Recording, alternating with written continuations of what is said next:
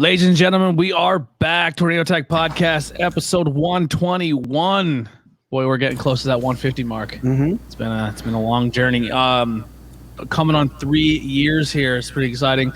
Just got the alert last week that we did hit the top 250 again on Apple. I think we got up to 115. And I think now we're just wrestling or is it sport? Just wrestling. Oh, okay. Yeah, it's wrestling for Apple. So that's pretty exciting. So thank you all so much for the support and letting us even be ranked in there. I think like the bump for WWE is like 97, and we were like less than 15 away from them. Ooh. It's even bigger when you consider that there are approximately 3.7 billion wrestling podcasts. Yeah. So there's so many. So we want to thank you guys for the support and listening to us. There's a slight echo. Yeah, it might be picking up on our guest end. It's amazing. My phone might be. I have. Oh geez. I have echo cancellation turned on my end. Who knows? We'll figure it out. Kind of, yeah. I have it turned off, I think. Do you want me to turn it back on? Yeah, turn it back on, see what happens. But we want to thank our sponsor, Abaddon Tattoo Studio, unique professional experience nestled in the small town of Pine Grove, Pennsylvania, and in Pottsville, Pennsylvania. They provide high quality tattoos and piercings in a relaxed, professional, and sterile environment. Also, we want to thank our supporters over on Patreon. We have a $1 or $5 if you subscribe. Unless, like, I don't want to be concrete saying that we're going to read everyone's name who subscribes, because, like, what if something happens one day where, like, 10,000 people subscribe in one day, and then we're like, here's an hour podcast. Yeah, here's an hour podcast of it just reading off our names. J, PF. Yeah, so as we're here at this lower level, we want to thank our people. Tommy B, a Tree of Life Metaphysical Shop, Hyrith, in other words, Jay, and Austin Blackwell. Thank you for your support and helping us grow. Jay Mysterio. Yeah. So thank you guys so much for your support. If you want to support us, it's there. Also, check out our link trees below. You can donate that way, or you can grab some merch. We just got a brand new logo that hit, and it's doing pretty well. It's actually right behind us. The banner's not here yet, so the banner will be here very soon. But the new logo is actually Adina Steele and Kit Raff are our featured people on the logo, which is really exciting. Eventually they're going to be selling that t-shirt as well. Oh wow, nice. I gave them the logo, so they can make, because it's their likeness. You know, if they can sell a couple bucks and make some money, go for it, and then it gets our name out there too, so that's kind of cool. Yeah, that's all I got. We have the T Public, which is going to be more your t-shirts, t-shirts, hoodies, long sleeves. There's pins, cups. But then if you want more merchandise that's not available on Teespring, our T Public, go to Teespring. That has like leggings, jogging pants, yoga mats, blankets. The pint glasses are really nice there, fanny packs, there's all that fun stuff. And then the big cartel, it's only 2 style of hats, but 1 logo, not the logo you normally see, just the word logo. And we have trucker hats and dad hats. So if you want to buy a hat, you have that as well. But that's all we got housekeeping wise on our end. We want to thank Kyle for coming and hanging out with us. He is from the Apron Bump podcast, and that is the hardest podcast in the the hardest part of the podcast. The hardest part of the podcast. Yeah, I was gonna name it originally the hardest part of the ring podcast, but there already is one. Really? Then I thought about, hey, maybe I could do the hardest pod of the ring, but I thought that was too too smart. But yeah, thank you for having it. How's my volume doing? I know it was kind of shaky. It's jumping earlier. around a little bit. Your volume's jumping around a little bit. Do you want the volume jumping around or echo? Volume jumping around. I mean echo. We'll deal with the echo. Yeah, but thank you for having me. Anyways, unless you have to kick me for this volume thing. No, you're good. We'll work through it. Listen, I listen to Renee Paquette's podcast, and she's still figuring shit out. She has a lot more people listening than we do. We're not Renee levels yet on Apple, but we're getting there. It is a fantastic show. But you got to, I pretty much go and I try to find every podcast I can on Twitter just to kind of follow and see their content and help share and help grow. I came across your stuff, and you also listened back and said you enjoyed what you heard, which is always great to hear. Yeah, for sure. You guys, am I sounding okay? Yeah, you're good. Yeah. Before I put you guys over. All right, yeah. No, I was listening to you guys, and you guys definitely do. You have a unique take, and you have unique content that you talk about. Because everybody's talking about Raw, AEW, and all that shit, but you guys talk about independent stuff, a lot of which I wasn't familiar with, but it was interesting to kind of learn about new people, and that's kind of along the lines of what I do too. So yeah, match made in heaven. Yeah. So where, what are some of your independent promotions in your area that you like to go check out? Man, so Norfolk, Virginia, not a lot of independent wrestling around here. There's might be some like you'd have to go to like Baltimore or North Carolina maybe. Oh, wow. Unfortunately, not a lot super close to me, but I catch any shows that come into town when they do. Usually, we actually got Dynamite coming for the first time here in November, so excited to go to that. But nice, that's cool. Yeah, but yeah, I can't think of any Virginia-based. I'm not in the area that much. Like Independence. I don't know. Baltimore has like MCW. I don't know where my brother is stationed in Virginia, but one of the Marine bases down there. He's stationed. I don't know how close that is to you or not. It's probably close to me. Yeah, I'm in a big Navy town, so it's likely. Well, he's Navy, so he's actually a corpsman, but he's with the Marines a lot, so he's stationed somewhere around there. Gotcha. Yeah. We want to thank Alexa Sunday hanging out with us. Alexis is hanging out. It's been a while. She just said, "Hey, what's going on? It's glad to have you. It's been a long time." But yeah, let's get into some new stuff going on, and we'll get back into shooting some questions here and there. What's been going on this week in wrestling? I know we had some fun stuff over the weekend. Yeah, independent wise, all three of us were at PPW 8 on Saturday. Boy, was that a packed show? No, it was anniversary. What am I anniversary saying? Super Show. Yeah, Super Show. Yeah, 8. Super Show 8. Yeah, I unfortunately get to see a whole lot of it. I was backstage most of the time. Yeah, me either. You were in most of it. You were you went quite the distance in that half an hour. Yeah. About what's your record there? Oh geez, I forget. 38. So you came close again, right? Yeah, probably, because I was the first one in, and then I stayed till when it became a match of Final Four, and then we were all in at the end. Yeah. Yeah. And then the winner of that was Encore, who's going to get a shot against the winner of the match later on. We're not going to go through the full card, but Bro Killer ended up winning against Martinez.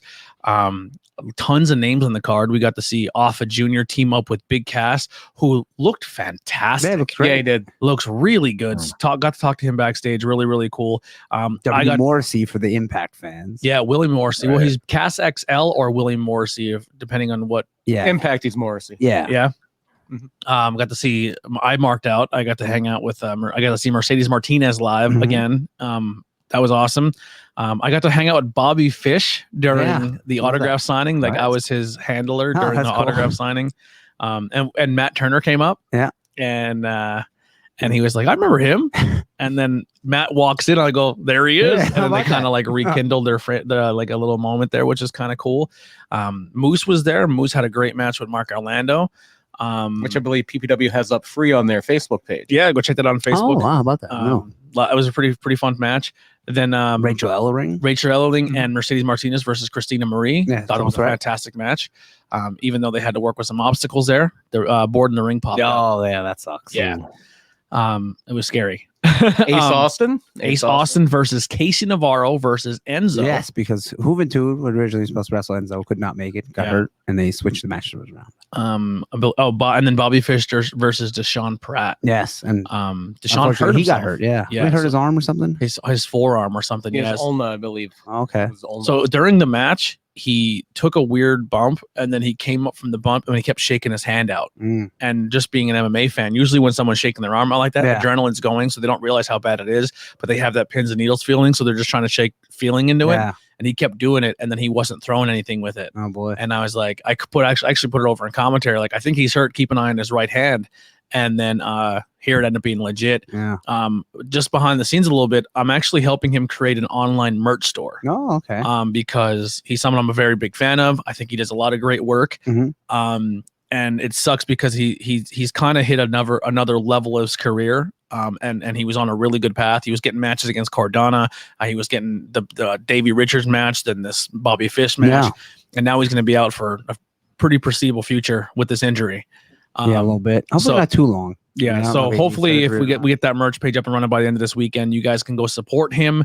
And who knows, he may join us soon here on the podcast. So. He's been a guest before. He was one of my favorite guests personally. He's been on twice. Really? Yeah, I didn't realize that. He's been on the show twice now. So maybe he'll be back just to kind of hang out and talk some wrestling with us. And then after PPW, we got to experience in Jersey. Yes, a double shot in New Jersey. Boy, that was a long day. It was. I could imagine. Can't get too much into it because it is yet to premiere on IWTV, but we checked out Camp Leapfrog's Trail Mixer, which is their Rumble. Yes, but it's their Trail Mixer, and it's a Rumble. Yeah, it's a timed entrant battle royal. How about PPW changed up their rumble a little waves bit, of 5, and they did the or waves 6. Yeah. Depends on how many people show up and want to be on the card. Yeah. Oh, that was a little bit much. Anyway. And then we also were able to check out Combat Fights Unlimited, which is very distinct, very different. Imagine Josh Barnett's Bloodsport or something to that level, to that kind of ilk. Basically an MMA fight with rounds. You can only win by knockout, submission, or decision. In a cage. It's an all-women's promotion, no ropes. So a very, very distinct feel. They take the ropes off and put a legit cage around the wrestling ring. It's really cool looking. Yeah, it's really, really fun. It's a fun promotion. And all that will air with your subscription of IWTV on the 18th. Yep, this Saturday. This Saturday. So you can check out Camp Leapfrog, which I got to do commentary for with Blake Chadwick, who is a pretty awesome commentator. And then he's actually doing a double shot that day where he's doing that show and then also doing the CFU show. Oh, okay. Yeah, so go check that out. It's going to be a lot of fun. You might see me on your screen at some point. Yeah. You might see me when somebody comes out in the Rumble because I was directly behind a lot of them. Yeah. But it was a really, really fun show. Definitely go check that out on IWTV 100. There's a lot of wrestling Saturday. The G1 starts Saturday. Yeah. The most not talked about G1 in quite a while. Okada versus Tanahashi on the first weekend. Yeah. What do you guys think about that? I saw the lineup. I wasn't too overwhelmed by who was in it.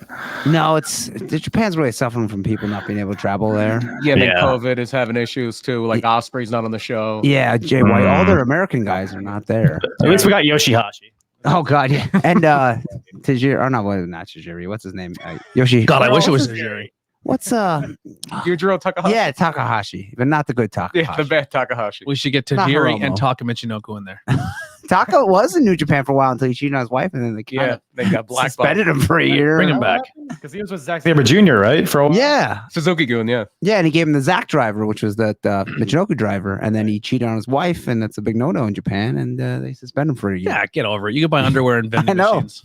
Well, hey, it ain't cheating on your wife. So Kyle, when did you enter this podcast game? Oh man, almost 2 years now. It was in November of 19. But yeah, it was. I actually started with just an Instagram. I'll just have an Instagram, a wrestling Instagram, post memes and stuff, But then after a month of that, I was like, you know what? I have some long form thoughts that I'd like to spew out, and if anybody wants to listen to it, they will. So, started out talking about current event type stuff, but then eventually transitioned to more of a retro kind of podcast, and now it's pretty much almost 100% what I do. So, cool. More of the retro. Yeah. So basically, the premise of my podcast is I have several different timelines that I cover. So Ring of Honor is one of them, but I also cover Progress from the beginning, old school WWF, WCW, ECW, TNA. So different kind of promotions and different feels, different styles of wrestling that I like to cover in my podcast, because I feel like wrestling should be a buffet, and I guess a wrestling podcast should be too. So that's kind of what I strive for. Absolutely, man. And is it just you on the show, your friends? So actually, I started it just as a solo podcast, but lately, I guess the last 50 or so episodes and continuing on, I like to have a guest. Usually it's another wrestling podcaster. I've had a few wrestlers on so far. I had Just Incredible on to cover Survivor Series 01, which is a fun time. Shady Natris, who's an independent wrestler in the UK, had him to cover a Progress show. And I actually have an ROH, someone that was very prominent in the early days of ROH. I have him scheduled to come on in a few weeks. I won't say who it is just in case it falls through, but pretty excited about that. So. That's cool. Well, if you're really excited, CM Punk. Yes, Xavier. No, wait, he died. Yeah, it's not Xavier. It's still Xavier. It's still wow. Even that's connections. It's gonna be something with Cookie Monster. Yeah. Yeah. Well, he was in early days. Well, yes, he was. Yeah, but we will be joining your podcast next week. So are yours live? No? So we'll record next week. It'll be, I think, the week after. I'd have to look at my schedule, but it'll be sometime in the next few weeks for sure. Yeah, so we'll be joining him on his podcast very soon. So if you can head over to all social media, go check out the Apron Bump podcast. Yeah. If you want, you can go to apronbump.com. That's kind of a place you can find all my social media. You can also listen to all my episodes there, find all the YouTube videos. For example, if you just are interested in Ring of Honor, I have a little episodes tab at the top. You can click that, select Ring of Honor, and it'll bring you all the Ring of Honor shows that I've covered. And wow, that's so cool. yeah, I try to organize it so if you like are interested in like one specific timeline, you can go check that out. So yeah, apronbump.com for pretty much everything. Cool. And we'll be covering so actually we've changed it. So I actually didn't get a chance to tell you because we had to start right away. But we're not going to be 2 weeks. It's going to be next Wednesday. Oh boy. Yeah. If you can't make it, it'll just be me and Brian. But we're going to be covering Night of the Butcher. Yeah, Night of the Butcher. 2002. Yeah. See, I didn't watch any of that real early ROH. Like I started probably about 2005. This show is the ROH debut of Colt Cabana. Oh wow. You have, I believe, the debut of Chad Collier against Bryan Danielson. I don't remember Chad at all. And in your main event, it's the Carnage Crew, HC Loc and Tony DeVito against Homicide and Abdullah the Butcher. So we're gonna reach out and talk to HC Loc and be like, hey, you have any fun? I'm sure he does. Yeah. When I saw the title of the show, I was like, oh, Necro Butcher's here. Like I was expecting him. I was like, oh, Abdullah the Butcher. We're about to see something violent. So yeah, I'm sure it'll be fun. They experimented a little bit in the first year of Ring of Honor. Yeah. Yeah, and in the Murphy Rec Center with like a little basketball hoop in the background. And the windows up top. Even though the show was in December, anytime I see that building, I think of the one time I was there for an ROH show.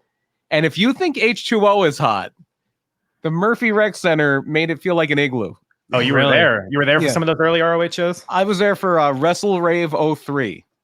Okay, gotcha. I haven't gotten to that one yet, but when I get to that one, I'm gonna scope you out. I was in the building and I sweat my ass off. Is that the one where you went outside? Oh no. That was that was in 08. That was or 06. It was at Edison, New Jersey. Yeah. Oh, the hockey rink? Yeah. It was the one with Joe and Danielson in like a 1 hour draw. Oh, okay. And I'm like, this is going 60. I'm very hot. I'm gonna go get some air. And I stood next to Joel Gertner for 15 minutes. Yeah. That's awesome.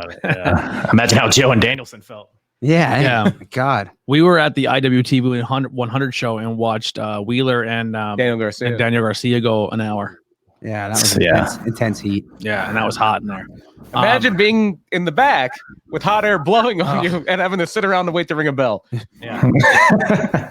It's awful. Yeah. And then I'm right above where that heat would go up where the commentary's booth is. Don't run there anymore in the summer, right? It's tough. It's a fun place. Matt Tremont's so cool. Matt Tremont's a really nice guy. He has a big match coming up. Yes. And the Trenton Thunder Ballpark on Halloween. A no rope exploding barbed wire match. Tremont coming out of retirement against Atsushi Onita. Oh my. Yeah. Wow. The one guy that could pull him out of retirement, I think. Yeah. And that's in New Jersey? Trenton. Oh, yeah. wow. We might have to take a trip if it's available. Are there also piranhas around the ring? Yeah. Judy Bagwell's on a forklift somewhere. Yep. With piranhas. With piranhas. Yeah. Yeah. Holding a cougar. Yeah. Yes. It's going to be fun. But yeah, let's get into a little bit of this week in wrestling. The only thing I really want to talk about is like I think a topic I see a lot on the internet, and I kind of want to post to all of you at the table and the people tuning in, listening, and if you are watching it back live, if you do comment, kind of give us some subtext of what you're commenting about, because if you're just watching on YouTube or Facebook and go, I agree, we have no idea what you're saying. Yeah, or if you say, he should wrestle this guy, like, well. Yeah. Who's he? It happened during the Not Cool in high school where someone goes, that's not the way it went down, Tony. And I go, you got to give me a little more. Yeah. I don't know what part of the episode you're talking about. Or timestamp or whatever you got to do. Just let us know. But I think the big thing is now, and I think it's because there's still a little bit of a people are choosing their line in the sand between WWE and AEW. A lot of people are like, AEW has too many names, and now they're getting rid of all these indie guys, and these indie guys aren't getting a chance to shine. And I can see where they're coming from, but you have to also realize, I think in this last year, AEW as a company has kind of rewired a wrestling fan's brain. Like WWE would never do a double debut in the same segment. You know what I mean? Like things that we would have thought that could never be done in wrestling, or things you would like the cardinal rule that it wouldn't work. AEW's kind of been making it work and doing something like kind of making you rethink the traditional rules of what can and can't be done in wrestling, which I think is fun. So I think with Dynamite and Rampage and Dark, your Dark show is going to be a place and Elevation. That's the Monday one. Where these talents who are the independent talents can go and try and prove themselves on a Dark. Like Jade looks amazing. but she struggles. She's still trying to figure things out. So every now and then they pop her on Dynamite, give her a match, let her shine, but most of her work's Dark. And it should be, because that's a good place to get better. By the way, while we're talking about Dark Elevation, let's mention that this coming Monday, a few people we know will be on Dark Elevation. Avery Good. I love Avery it. Good. What a fantastic name. I love Avery, last name, first name Avery, last name Good. Yes. He will be wrestling. Avery Good, professional wrestler. Yeah. So a very good professional wrestler hasn't. I guess AEW's like, this would work better, and calls him Avery Good, which is genius. Teaming with JT Dunn from PPW, fresh off his match with Facade and Buddy Matthews, formerly Murphy. Yeah, it was a great match. And then Masha Slamovich is going to get another match there. Huge fan of hers. Against Sheeta. That'll be good. Wow. Yeah. So she got what? Thunder? No. Penelope Ford. And now she wrestled Thunder in her promotion, and now she's getting. Oh, Lana Lennox was on Dark. Yeah. Oh, really? Yeah, she wrestled Penelope Ford. Oh, I love Lana. She's awesome too. And then also Kaya McKenna will be on Dark Elevation this week. Oh, sweet. Yeah, she's going to be wrestling Thunder Rosa. Oh, wow. Wait, Kaya got Thunder. Yeah. That is sick. That'll be this Monday. I think it's like 7:00 on AEW's YouTube. Yeah. And you can. The only thing I can really talk about for Leapfrog is me and Kaya McKenna did the Open Swim commentary again. So that's kind of becoming a thing where now the Open Swim team is going to be me and Kaya McKenna. Oh wow, which is exciting. Yeah. I got to do commentary with Kaya, and now she's what she wrestles. And does she like come and commentate and then go back in there like Jerry Lawler did that one time with the microphone? I'm going to commentate my own match. So she literally one of my favorite commentary partners, and she wrestled my favorite female wrestler in the world. So that's kind of exciting. Oh, okay. Yeah. Love Kaya McKenna. She wrestled Ember Moon. I was gonna say she wrestled Mercedes Martinez. No, I really like Thunder. She's probably my number one. But those two are also very high on my list. Listen, for someone who's never liked women's wrestling and the way that it's evolved, it's I've come a long way. Well, I mean, women's wrestling has come a long way. And you can also see Masha and Kaya both in the CFU show on IWTV this Saturday. Yeah, Kaya did really well for her first time really doing that style. Yeah, I thought she did a great job. And going, well, I guess 9 minutes. I kept thinking there were 5-minute rounds and it was like 15 minutes. But yeah. 9 minutes isn't crazy long, but if you're just focusing on the mat work and that kind of grappling thing, and you're not doing a quote unquote professional wrestling match. You know who else is really impressive? Like really impressive to see in person and just meet and talk to and see her work. Lady Frost from NWA. Really? Yeah, really cool to talk to. Oh, that's awesome. Yeah, she was in the UCFU show as well. Yeah. Yeah, she's very impressive to talk to. And I wasn't sure the one girl, I don't know if she's Japanese girl, the black belt, who's on the card on the CFU show. I forget her. I didn't see the card. She looked really good too. Sure, I enjoyed her match. Actually, Adina cornerman her. It was her versus Bonesaw. Oh, okay. Yeah. KZT. Yeah, she was really impressive as well. I think that's the initials. It's an initial and begins with K. Yeah, that was the whole show is badass. Definitely go check that out. But yeah, so my thing with the AEW thing is, you know, Jade has a little bit of a story going on in Dark that sometimes carries over to Dynamite. Not every story carries every single week to Dynamite. Which sometimes is fine. Everyone shouldn't be on the show every week. I think the way they're rotating it is being done very well. Like there's continuing storylines. Like they know a pay-per-view is coming up, or they have a show that they want to build up is coming up. So like they don't always do pay-per-views. Well, they'll just hit you with a free thing that could be a pay-per-view on television. Like if you didn't watch Dynamite next week. Yeah, if you watch this week's Dynamite and you don't want to watch next week, I don't know what's wrong with you. I thought they did a great job setting up this super show coming up, you know?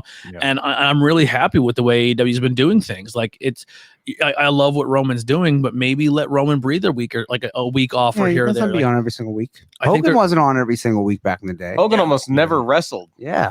So I think the way they're doing it, where they let things breathe and a person comes out and does this and this person comes out and then they're still letting people shine by putting him in stables with bigger names. I think they're doing it very well. And I just wanted to know how you all felt about that.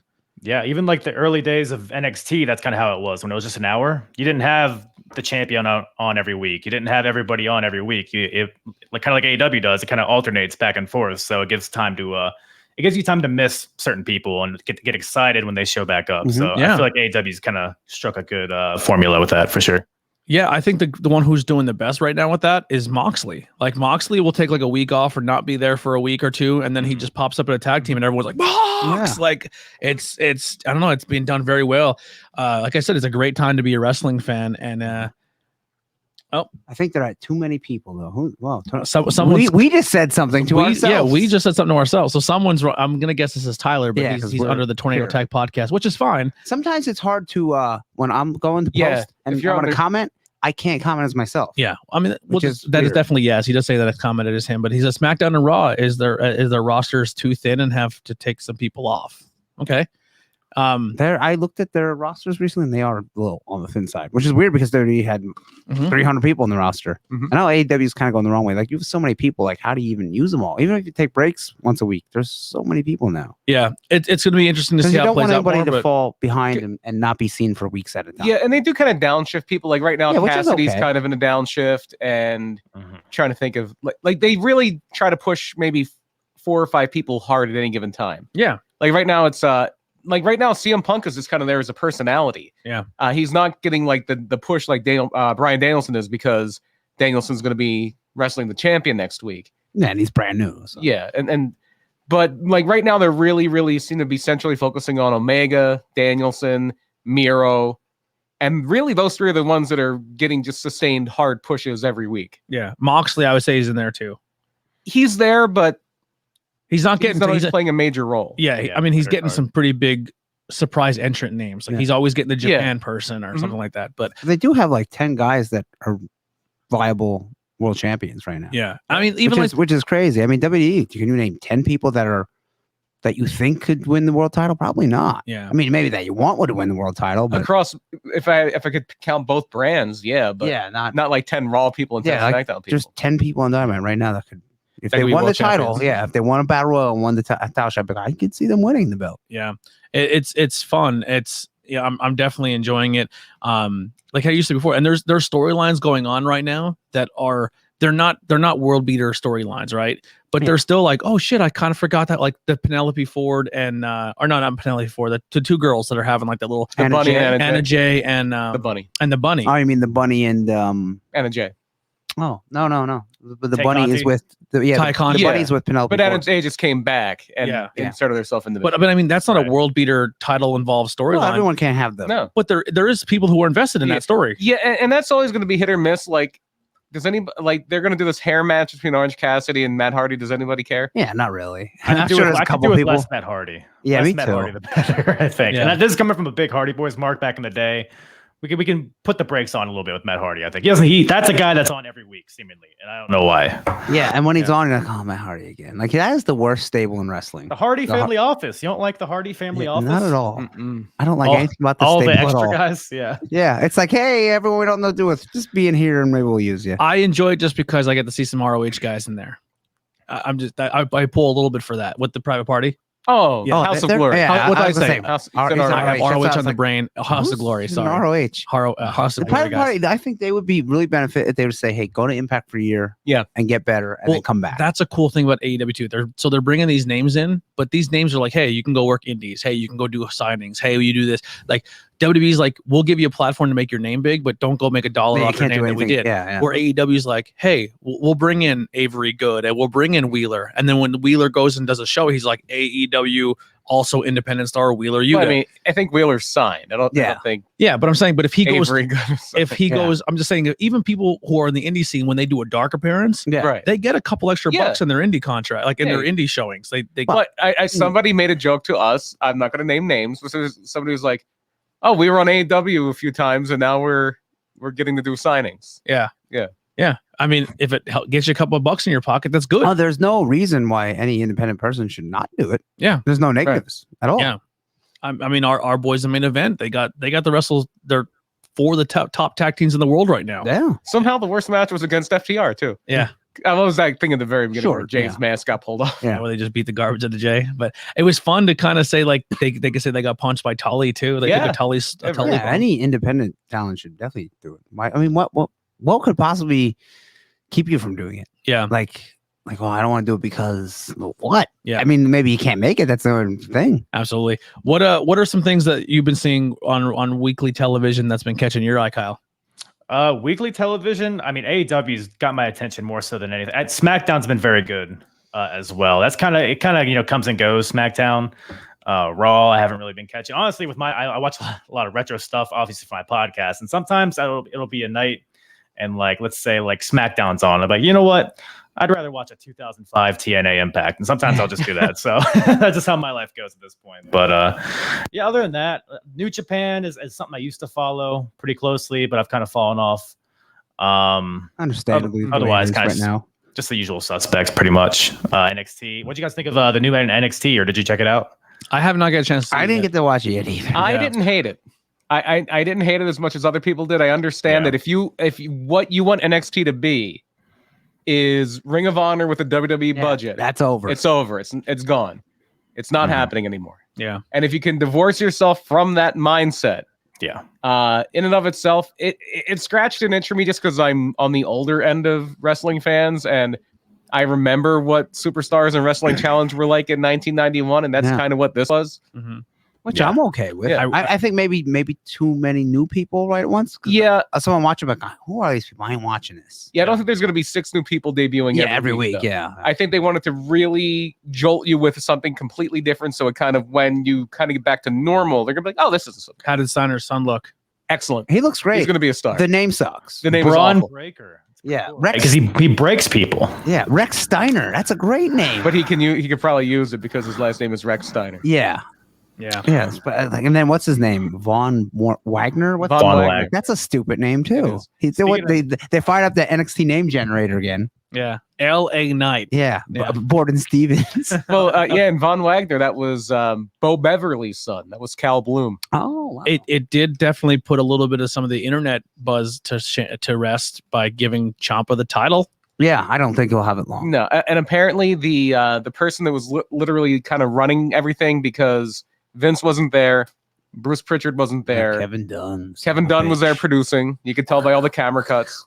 Ed Koskey, who was one of the longest, I think the longest tenured writer in WWE, he was there as like Vince's eyes and ears. But Triple H is still on the mend from his heart issue, and Shawn Michaels was actually running things backstage. Oh wow, Shawn's like, fuck it. Yeah, Give it to Ciampa. I'll deal with it later. Ring the bell. Hey, speaking of that, Or sorry, just speak about names just really quickly. So NXT UK, I don't know if you guys keep up with that, but apparently Regal's son is about to debut. William Regal's son, but they changed his name too. I was trying to like look it up and see what it's like. Charlie Matthews or something. Yeah, I'm gonna look that up now. I saw Why would something you about not this. keep his name? Regal. Yeah, Yeah. that makes I no do. sense. I understand. He better be a man's man when Yeah. it comes down. Oh my god. He was going by, his real name is Bailey Matthews, and he's Can't going use by Bailey. he's going by Charlie Dempsey. And the last guy This is who's- Regal's son now. Yeah. Oh well, it can't be Bailey because there's only be one person named one thing. It's gonna confuse everybody. It's too confusing. You would think if his real name was Bailey Matthews, Matthew Regal. Yeah, There's there your you go. Yeah, if they use Bailey, my dumb wrestling brain will explode. Regal Stevens. Regal Yeah. Steve. Yeah, so that's kind of the fun. I kind of like the tie-dye logo. Yeah, I mean, do you think they'll make new belts now? probably. I would say so. The thing is that it being so well lit, it made it look small, but it also made me feel like that studio wrestling feel too. Okay. And I heard That is not a big building. Dark is going to be studio wrestling soon. Yeah, not Dark Elevation. That's why like all these local people were on Dark Elevation this week, but they're filming Dark in Universal Studios. Oh, Not the main Impact Zone they used, but they used a smaller one like later on, like 2014. It's that one. that's kind of cool. It's also the same building where they filmed Nick Arcade back in the day. Every NXT looks like if the Nasty Boys went in there and had an orgy. Yeah, I seen a funny meme. It was like NXT last week and it was Cactus Jack, and NXT this week Dude Love. Yeah. It's like everyone should be rocking these bad boys. Yeah. You had some other debuts though. You had Brooks Like it. Jensen. He was in a tag match, lost to Imperium. That's Another fucking stupid name. Ben Buchanan. That's Bull Buchanan's son. Why can't it be fucking Jensen Buchanan? There you are. That's That name sounds like a country singer. What's his name again? Rex Jensen? What is Brooks Jensen. it? Brooks Jensen. Jensen Brooks even sounds better. Or Yeah. B cubed. Yeah, right? BQ. Booyah! That's a deep cut for people, but That is. And then you have Trick Williams. He was there with Carmelo Hayes. It looks like they're going to be a tag team. He was. That's his actual name is Matrick Belton, and he was a football player. He was a walk-on at the University of South Carolina. He did a rookie minicamp with the Eagles. Didn't work out for him, and then he went to the CZW Academy and recently he got signed in early 2021. You had Tony D'Angelo, who they did like a vignette for it. It looks like he's doing like a mobster gimmick. Yeah, very typical or stereotypical Italian. He's like, I'm from Chicago. He's like, I have a family that worked in sanitation and construction. He's like just doing all the typical mobster things. Joe Areola is his real name. He was a high school wrestling champion in Illinois. He qualified for the NCAA tournament one year at the University of Buffalo, and he'll be Tony D'Angelo. And then you had the only women's division debut was Ivy Nile. She's part of the Diamond Mine now. Roderick Strong's that name sucks too. I will say this: I'm a fan of brunette. Mandy Rose. Mandy Rose. She looks a little. It looks better. I'm sick. I mean, I'm more of a brunette. We have fan 1,000 blondes on the. We have roster. a lot of blondes. Yeah. Let's give somebody else some shine. Have at least 4 non-blondes. Yeah, there you go.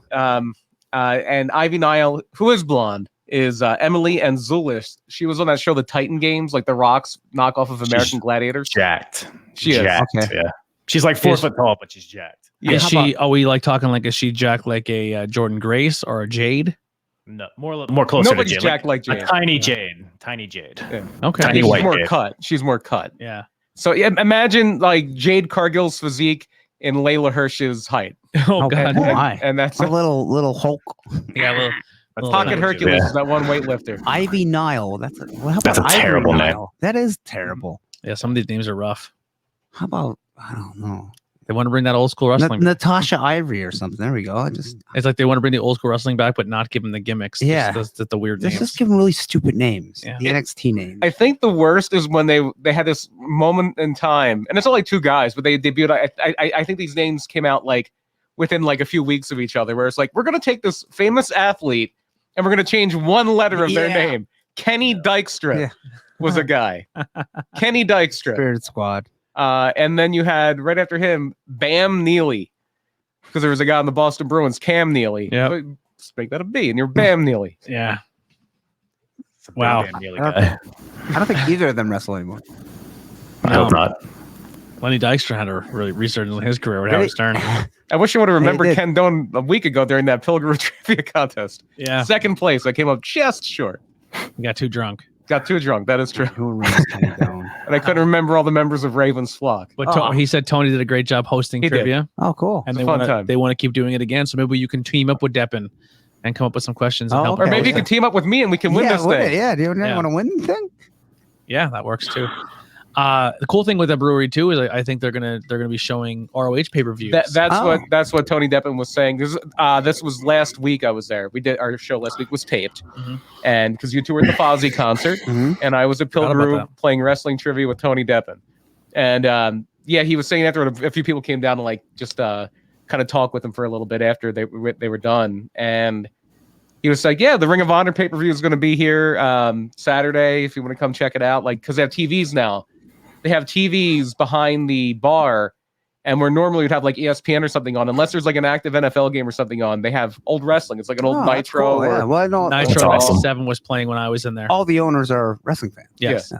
So when people I walked in the bar and everyone just kind of staring at the TVs like, what the fuck is going on? It was it was like an older crowd. Yeah. And I walked in, I was like, all right, 90. And I walked into WrestleMania 3. Yeah, what? I walked into Macho Man versus Kurt Hennig. Oh, on Nitro. Yeah. This is when Kurt Hennig kept running out and saving Flair. Something like that. Was it Flair? Oh, was this when he was pretending to be a good guy? Yeah. Oh, okay. So that's very early in Kurt Hennig's run. And then I got to see Flair versus Six or Nick Six. Yeah. X-Pac. Mm-hmm. That was on that show. And then DDP came running out and he interfered with Macho Man. He fought. It was Macho Man and yeah, they had a big feud in like '97. Yeah, that was the Nitros. That was the Nitros on. I almost called them Dynamites. When I was there, they had on the 1996 Royal Rumble with the squat team. Oh God. Yeah. It's a lot of fun. So you can drink some beers and watch old wrestling. That's it's cool. a good. It's or if you're Andy, watch old wrestling. Yeah. You can get you get pretzels and like a bag of pretzels and soda and watch some wrestling with us. All right, well, let's get into our topic. Brian, give us a rundown what we're going to be going over today if they didn't read the title of the episode. It's so funny that we just brought up Tony Deppen. He was just recently the ROH television champion. But we're going to go into the history of Ring of Honor this week. Very exciting. This is something I don't know much about. Yeah, I didn't realize that I had the ROH shirt on, the Brian Daniels. Yeah. How about that? You nailed it. Well, they were in ROH at some point, weren't they? Lucha Bros. Maybe at like recently. Yeah, when they were hot in Impact. Yeah. Who knows? A lot of this style of wrestling is all coming new to me, and I'm going back and researching it now because I was quote-unquote work rate style. Yeah, because I was one of those fans back in the day who drew a line in the sand, and I said I would only watch things that were WWE. I didn't watch Nitro. And by the time these other promotions came out, I've already checked out of wrestling and became a big MMA fan. Like I would only watch UFC. And I'm going to be honest, if you're someone listening to the show who's like, I can't stand NXT because I'm a WWE guy, break yourself of that, because right now is not the time to draw a line in the sand and only pick one brand to watch. There's so much good stuff going on. There's no benefit from saying I only watch this. Yeah. What do you get?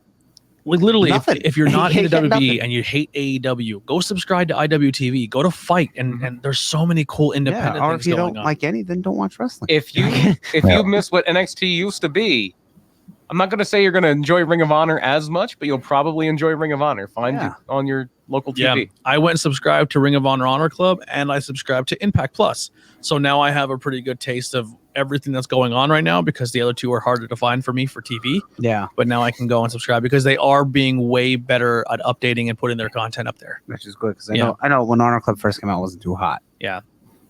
Yeah, the newest pay-per-view is already up there, and I believe that's good. I didn't know you had to, like, even if you were a subscriber, like, you still had to buy the pay-per-view, but you got it on a discount. Yeah, there's certain pay-per-views, like the ones that are on Fight. Like I think there's like 4 a year, like probably Final Battle, Best of the Best, which is a hard sell when you had WWE at the time. You can have everything for $10 a month. Like, you understand ROH isn't big, but like, it's hard to argue. You know, someone's like, well, here's everything for 10. Well, here's everything for 15, but the pay-per-view's got to pay more. Well, I'll just take that one for 10. Yeah. So here's the thing too. I want to try to get over on people is, yes, ROH might say, hey, we need $60 or $40 for this pay-per-view. Same as AEW. I think they're 30. Or 30, but you have to think too. I can go get a cheeseburger from McDonald's for $1. That's going to be easy and convenient, and it's going to be cheap.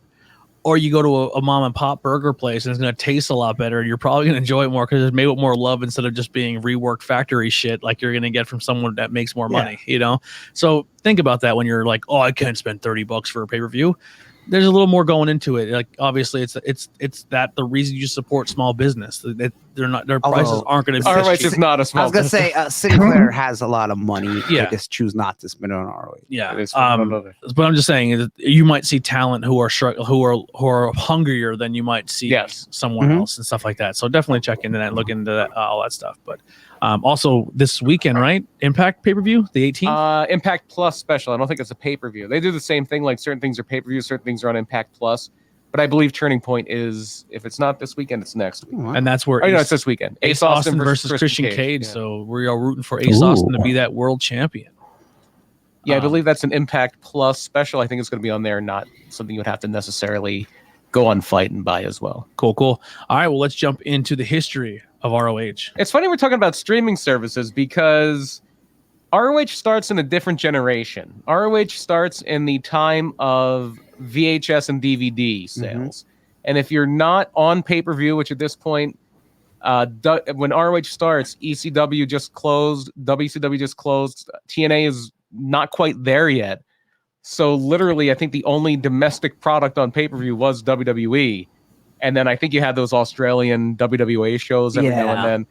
So if we're talking about Ring of Honor, for better or worse, we also have to talk about RF Video. Yeah. RF Video. Rob Feinstein. Yes. Was Rob Feinstein's company. 7-Eleven. 7-Eleven, 3.5. Yeah. Whatever other things he was in the BWO. He was a guy who would film ECW's arena shows. And they would put him out on TV, like they would be on their syndicated channel. So he was us. Yeah, pretty much. We'd go and film shows. We don't want to associate let's hold back from hold back from associating ourselves with Rob Feinstein. You might want to reserve that for a little bit. Yeah. Cut that out. Redaction. It's live, pal. So he is a guy who, like, he basically is a tape trader. And before you had the internet and you could download these big files very quickly, very easily. Because if you want to download you remember Real Player, where streaming, how choppy and awful streaming video. Remember trying to watch adult entertainment back in the day on the internet? Just trying to download an image. And even a picture was a pain in the ass. Yeah. A 30-second back in our day. Yeah. This became a cranky old guy podcast real quick. Yeah. You kids got it so great. A Winamp. Yeah. The Winamp.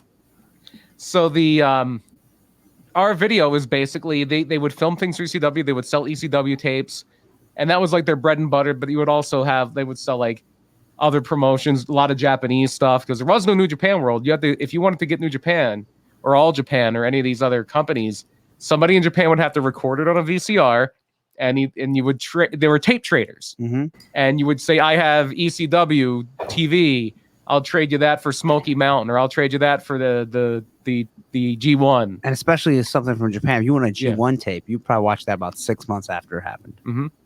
Roughly around there. So you might be able to. It used to be. You might be able to find out like a few weeks later, like what happened through the Observer or the Torch or something like that. But to actually see it, you had to buy or trade a tape from somebody.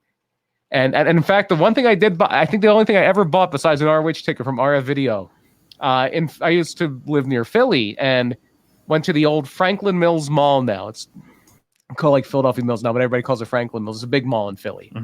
And there was a little kiosk called the Pro Wrestling Shop. And it was owned by RF Video, and they had all these tapes that they would sell.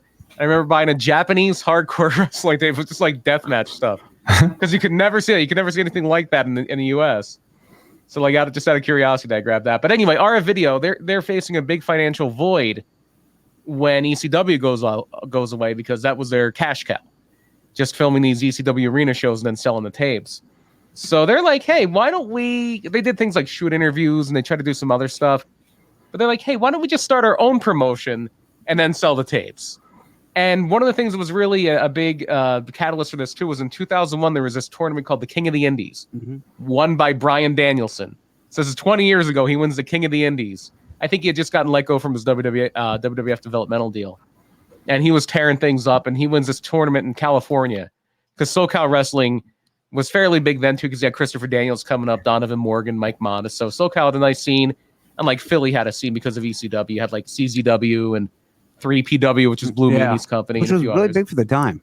Yeah. Yeah. Like when ECW died, like all these little indies that were never as big as ECW, but were all kind of sizable themselves. Pro Wrestling Unplugged. Yeah. Well, I mean, ECW show was able to show the world that if your locker room believes in what you do, and if you can get your fans to believe in what you do, you can. Sure, you can't take down the giant, but you can make a wave. Yeah, you can make a splash. And they did, and Ring of Honor did, because a lot of what you see in NXT up until last week, and even AEW, Ring of Honor started that. Ring of Honor was the first quote-unquote work rate company in the U.S. Super indie. Like, basically, what is the point of, like, ECW is hardcore. Like, certain companies would have this image. But ROH is, we're going to try to put on matches that are entertaining to watch.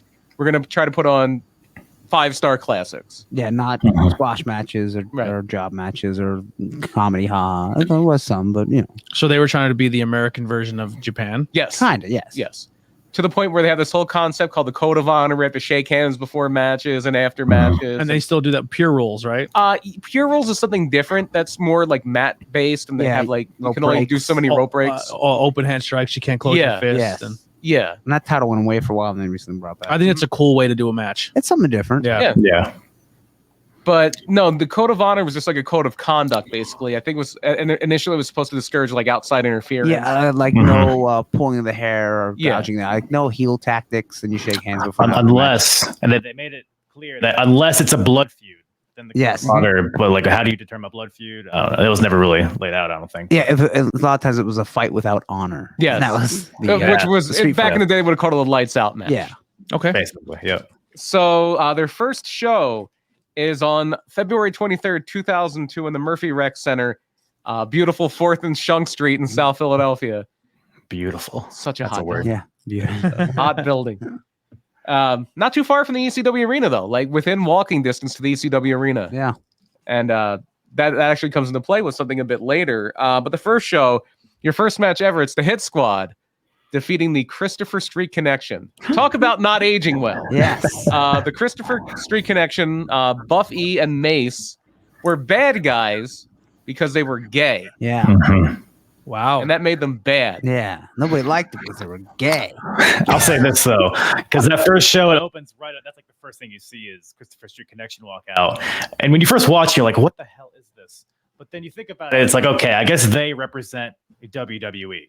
Like, this is sports entertainment. And then you have the Hit Squad, who are like they're stiff. I mean, they were stiff, but I guess they're like, they represent what Ring of Honor is supposed to be, Christopher Street Connections, what WWE is. So the way they started out from their first match is kind of, I don't know if symbolic. The right word. Yeah, it's symbolic. Yeah. That's giving them a lot of credit because I know before Ring of Honor was a thing, there were some indie shows in Philly where you could actually see Rob Feinstein wrestle as the fun athletic guy. Get it?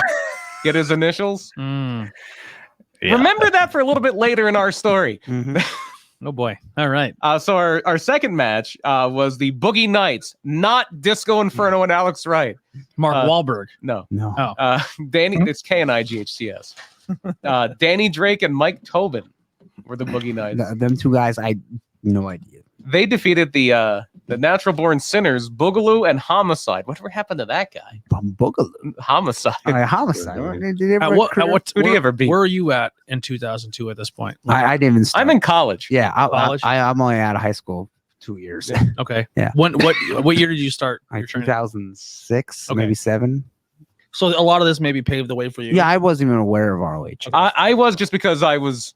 It was in your backyard. Yeah, it was in my backyard. I know VCW and a couple indies, but like from looking at the magazines, but really didn't know. Like, there was this company called Law, and they were just like a normal indie. It was a bunch of old school guys from around there. Like the guy who played Chubby Dudley owned the company.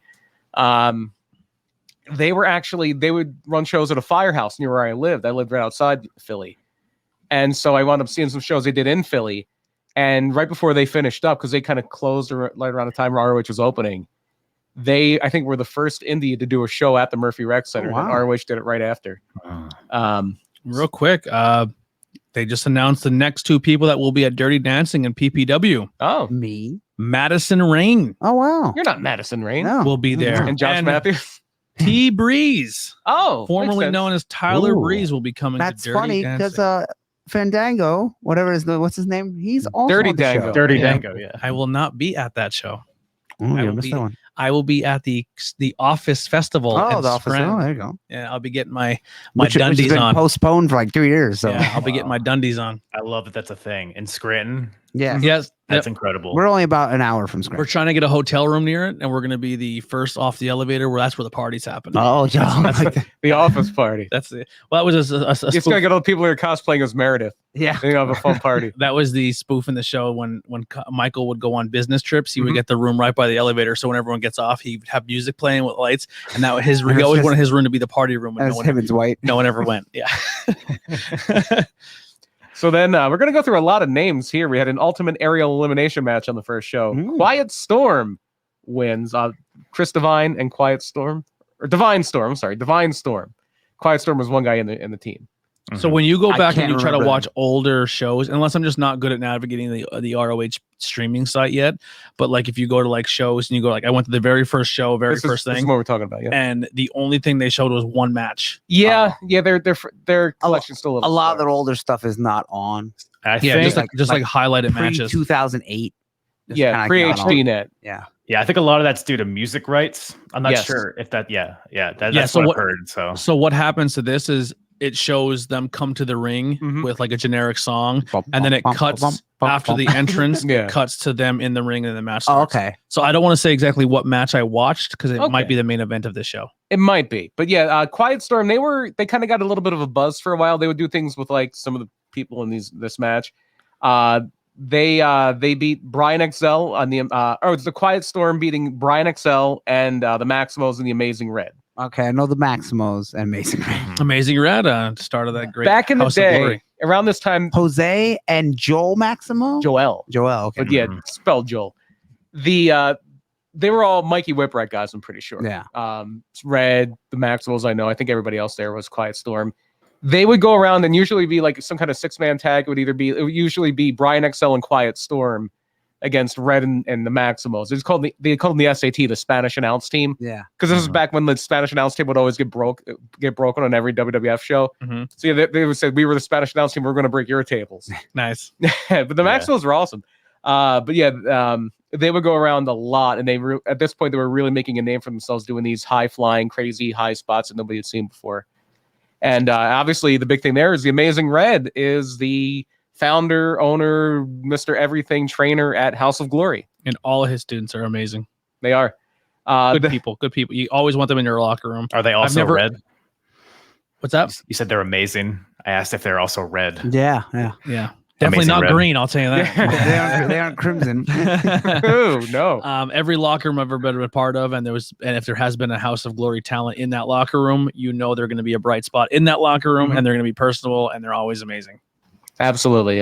So many people we've met through them that are they're super cool. Yeah. They're like when they say like wrestling family, like I would say majority of my wrestling family and the people I would consider friends and people who I look like, we go out of each other's way to make sure we're in the building with each other are House of Glory talent. Yeah. Mr. James, Main Event, Rembrandt, all of them. Yeah. So the next match here was Ika Loa. I don't think he lasted too long. And a guy who is going to be I missed a match. Prince Nana. Speaking of people, Yes. he was mainly a manager in Ring of Honor. He had a stable called the Embassy throughout most of Ring of Honor. He defeated Eric Tuttle, who I don't think did a whole lot. Then we had Ika Loa and somebody who did wind up doing quite a bit in Ring of Honor, Spanky. Spanky, you know who that is? Sounds familiar. I don't. Maybe no. Wait, you weren't watching WWE at the time. You do not know who that is. Brian Kendrick. Oh yeah, He's yeah. in 205 Live now. Yeah, I remember him. Okay. I think I know Brian Kendricks, but I remember people calling him Spanky. Yeah. Yeah. His original gimmick that I remember is he was a streaker. in Criminally underrated. So good. Kendrick's very good. When he's very good. When they revitalized 205 Live, I was like, this guy's fantastic. Mm-hmm. Yeah. Mm-hmm. And they teamed up to defeat Oz, not Kevin Nash.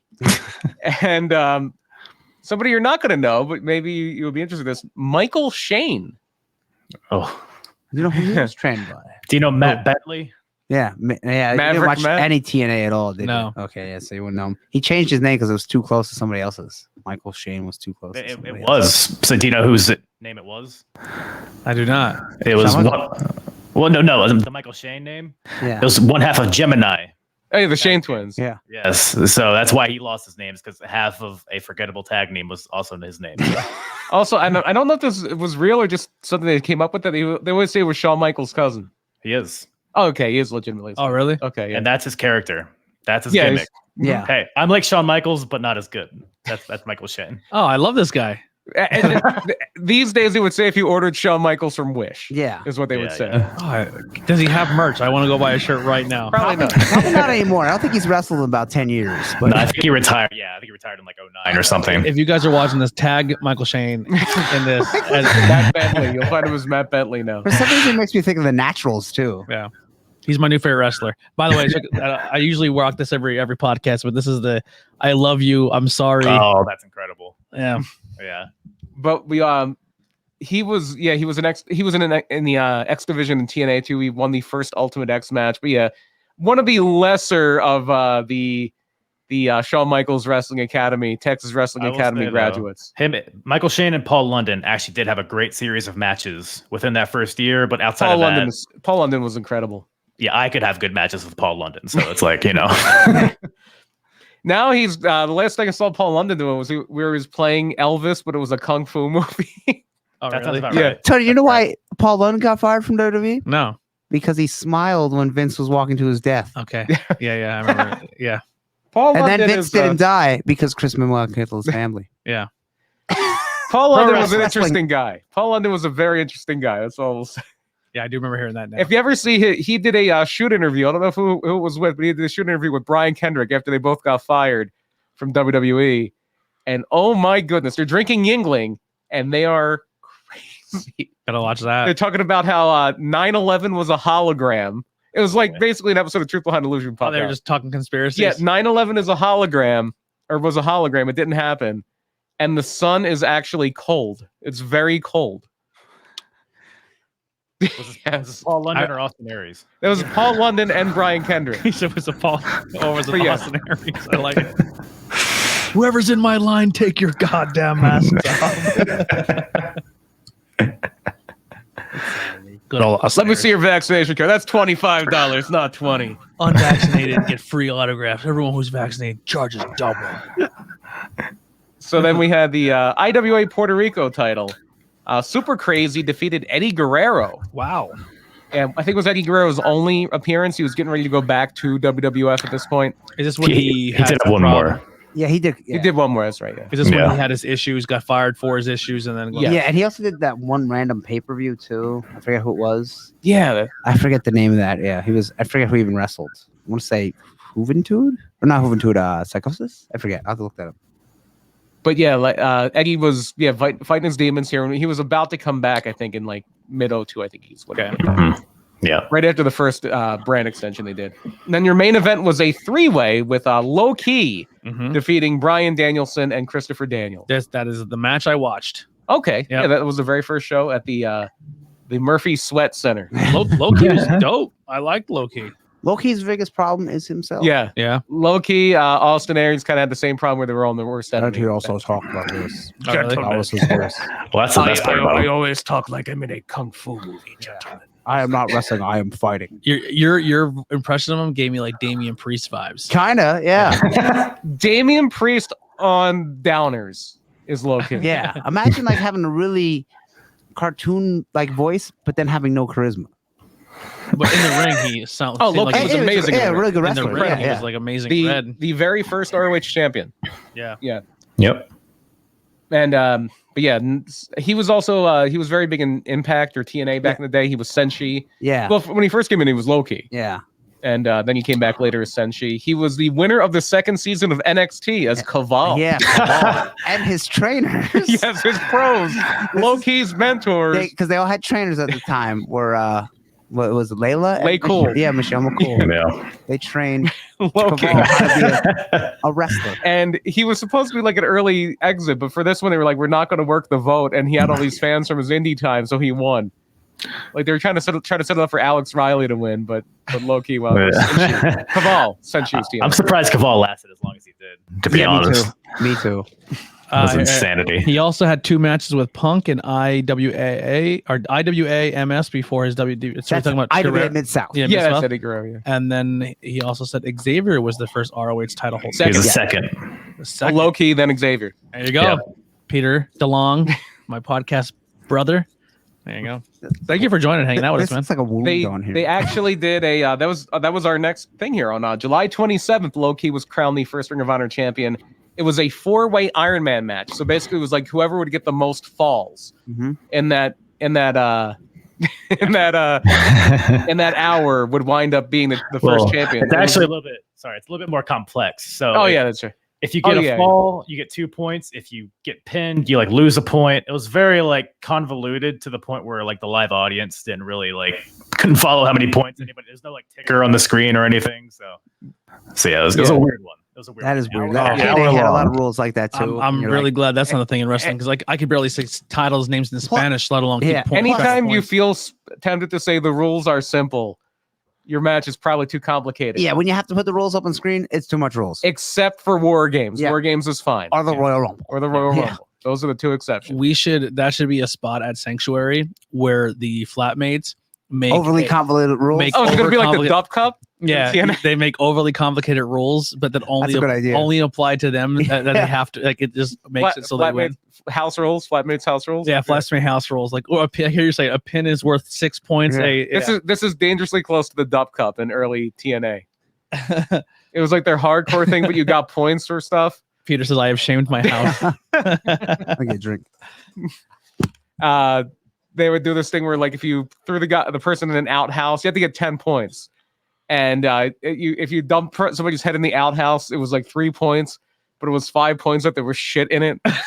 And it was very, very Vince Russo. I need to go watch this. I've never heard of it. If you have Impact Plus, you can take a look at the Dup Cup. I'm gonna go look for that tonight. Watch some dump cups. Yeah, the Dup Cup, and it was the one guy he was the other guy that was always with the Hardys. Champagne was one of them, or like I think it was like Otto Schwanz or something like that. I forget the other one was. Don't know. But yeah, the Dup Cup was something. That's actually the other one was Trevor Murdoch, the reigning NWA World Champion, was the one talking about you get 5 points if there's shit in the outhouse. So nothing to do with Ring of Honor, but the That four-way was, I believe, Low-Key, Danielson, Daniels, and Doug Williams. It was Low-Key, Doug Williams, Daniels, and Spanky.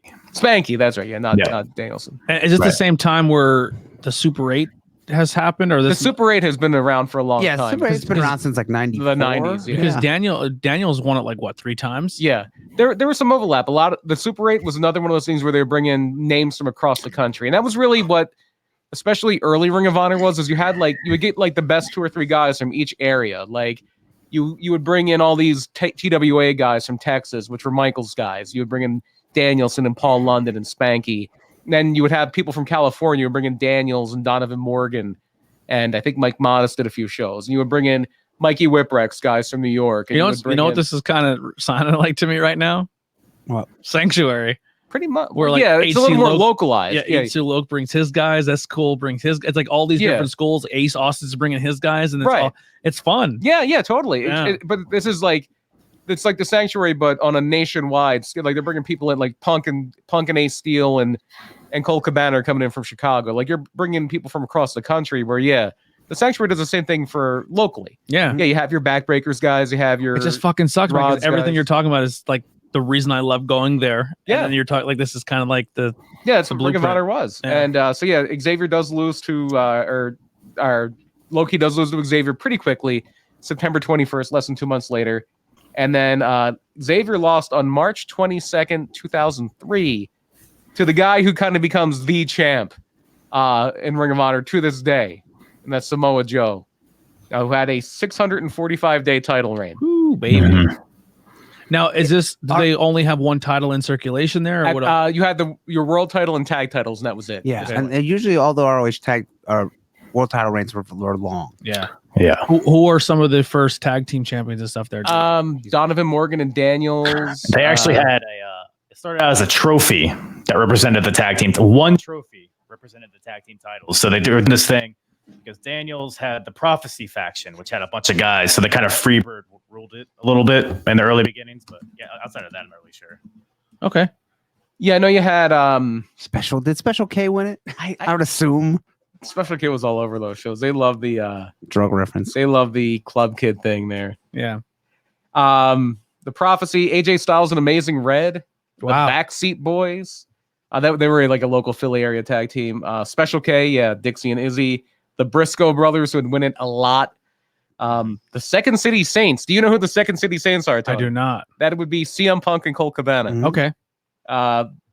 The Prophecy again, BJ Whitmer and Dan Maff. What have they ever done? Second City Saints. The Rottweilers, Rocky Romero and somebody that Andy here knows pretty well, Ricky Reyes. Or you may know him now, Breakus Cortez Castro. Yeah. Oh. Peter said Joe's ROH run is what brought me back into wrestling. I was beginning to stray. It was a dominant run where he was just every night he was the best, and it was kind of like if you took what Nick Gage is to the GCW people now, but you make him this guy who wrestles a really straight up style and not deathmatch wrestling. Okay, that's what Joe was to Ring of Honor. Nice. And without him losing the title all the time, because Gage lost like Ricochet and Page, and people didn't care seeing him hold it the whole time. No, because it was like I think they really liked the longer title reigns because at that time WWE was flipping the world title a lot. Yeah, it's like it's tonight the night he gets beat. Is this the guy that's going to beat him? And then they did like the super thing with that. Did he wrestle Kabashi while he was champion? I think he did. It was non-title, but they brought in Kenta Kabashi from Ring of Honor or from All Japan. Well, that's what Brian Daniels and Kenny are doing this week, right? It's where it's non-title. Non-title, yeah. I enjoy that. Like. Where you're like, hey, you just got here, kid. You don't have a record. Like, you can't go, even though you're fucking best in the world. It's funny, but also if Conor McGregor came to Bellator, he's not got to fight his way to a title shot. Yeah. But it kind of builds up to like, okay, we're not getting the title match right away, but like, Daniels can beat Kenny and be like, I got one on. It's all right if it's done right. Yeah. And so those are some of your early ones. The Carnage Crew did have a quick run. Loke and DeVito. He said it was almost 2 years. You said 640 some odd days. It was very close to 2 years. Yeah. And then Jackson Hill says, Andy is dreaming. Oh, wow. There you go. I am quite dreaming. What did you say? Was it this podcast or the other one? If people see me naked, I won't be embarrassed. I won't be embarrassed. I'd be very embarrassed.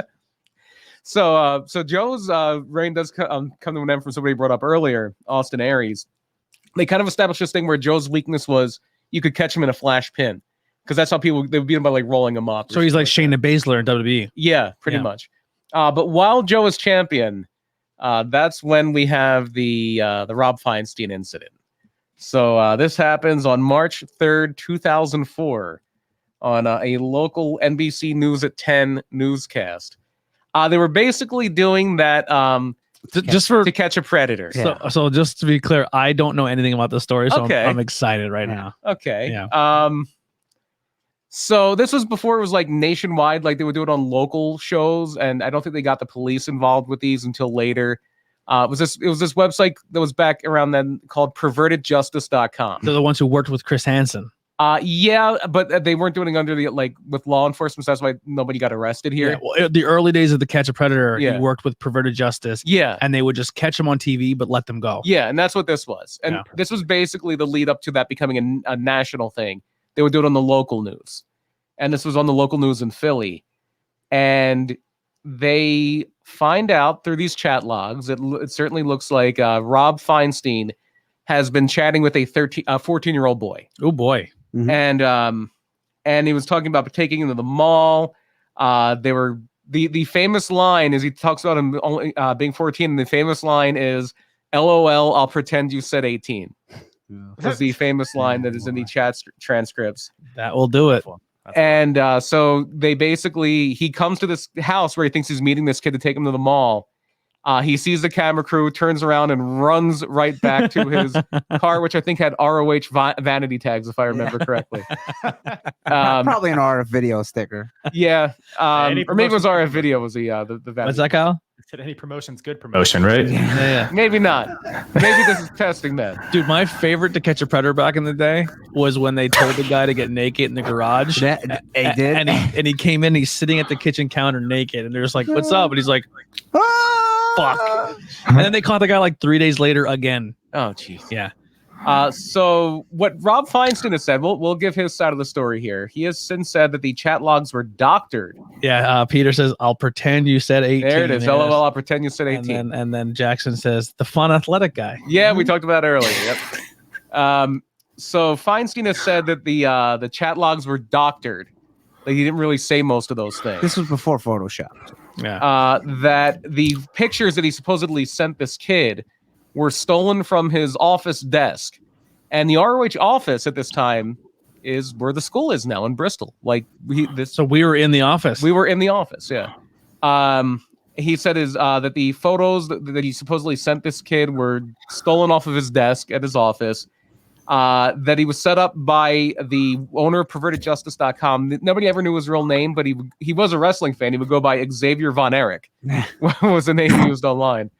And he said that he set him up, and that Carrie Silken, who was the co-owner, the silent partner of ROH, set him up, and that one of the front office workers, Sid Eck, who he was fighting with, also set him up because they were trying to strong arm him out of the company. All right. So I here's think they just got together and said, "You're out." Yeah. So my thing is this is where I think we fall in a little bit of dangerous territory. And I could be wrong. I'm not sold on my convictions here. I'm just speaking, right? So if I say something bad, don't defend Rob Feinstein. So no, I'm not defining him at all. If he got caught and it's good and it's over and he's out of the business, great. That's better. He's not out of the business. Yeah, I'm just saying anything like that is fine. But like in today's time, there's a lot of promotions where a lot of these indie talent go and build a nice resume, put really good matches on, and have this as documentation, and then the owner does some slimy stuff, and then entire promotion goes away. It's kind of like if a kid's a running back or a quarterback for a school, like when Penn State, all those kids went and did all those accomplishments and won all those things and had all those accolades,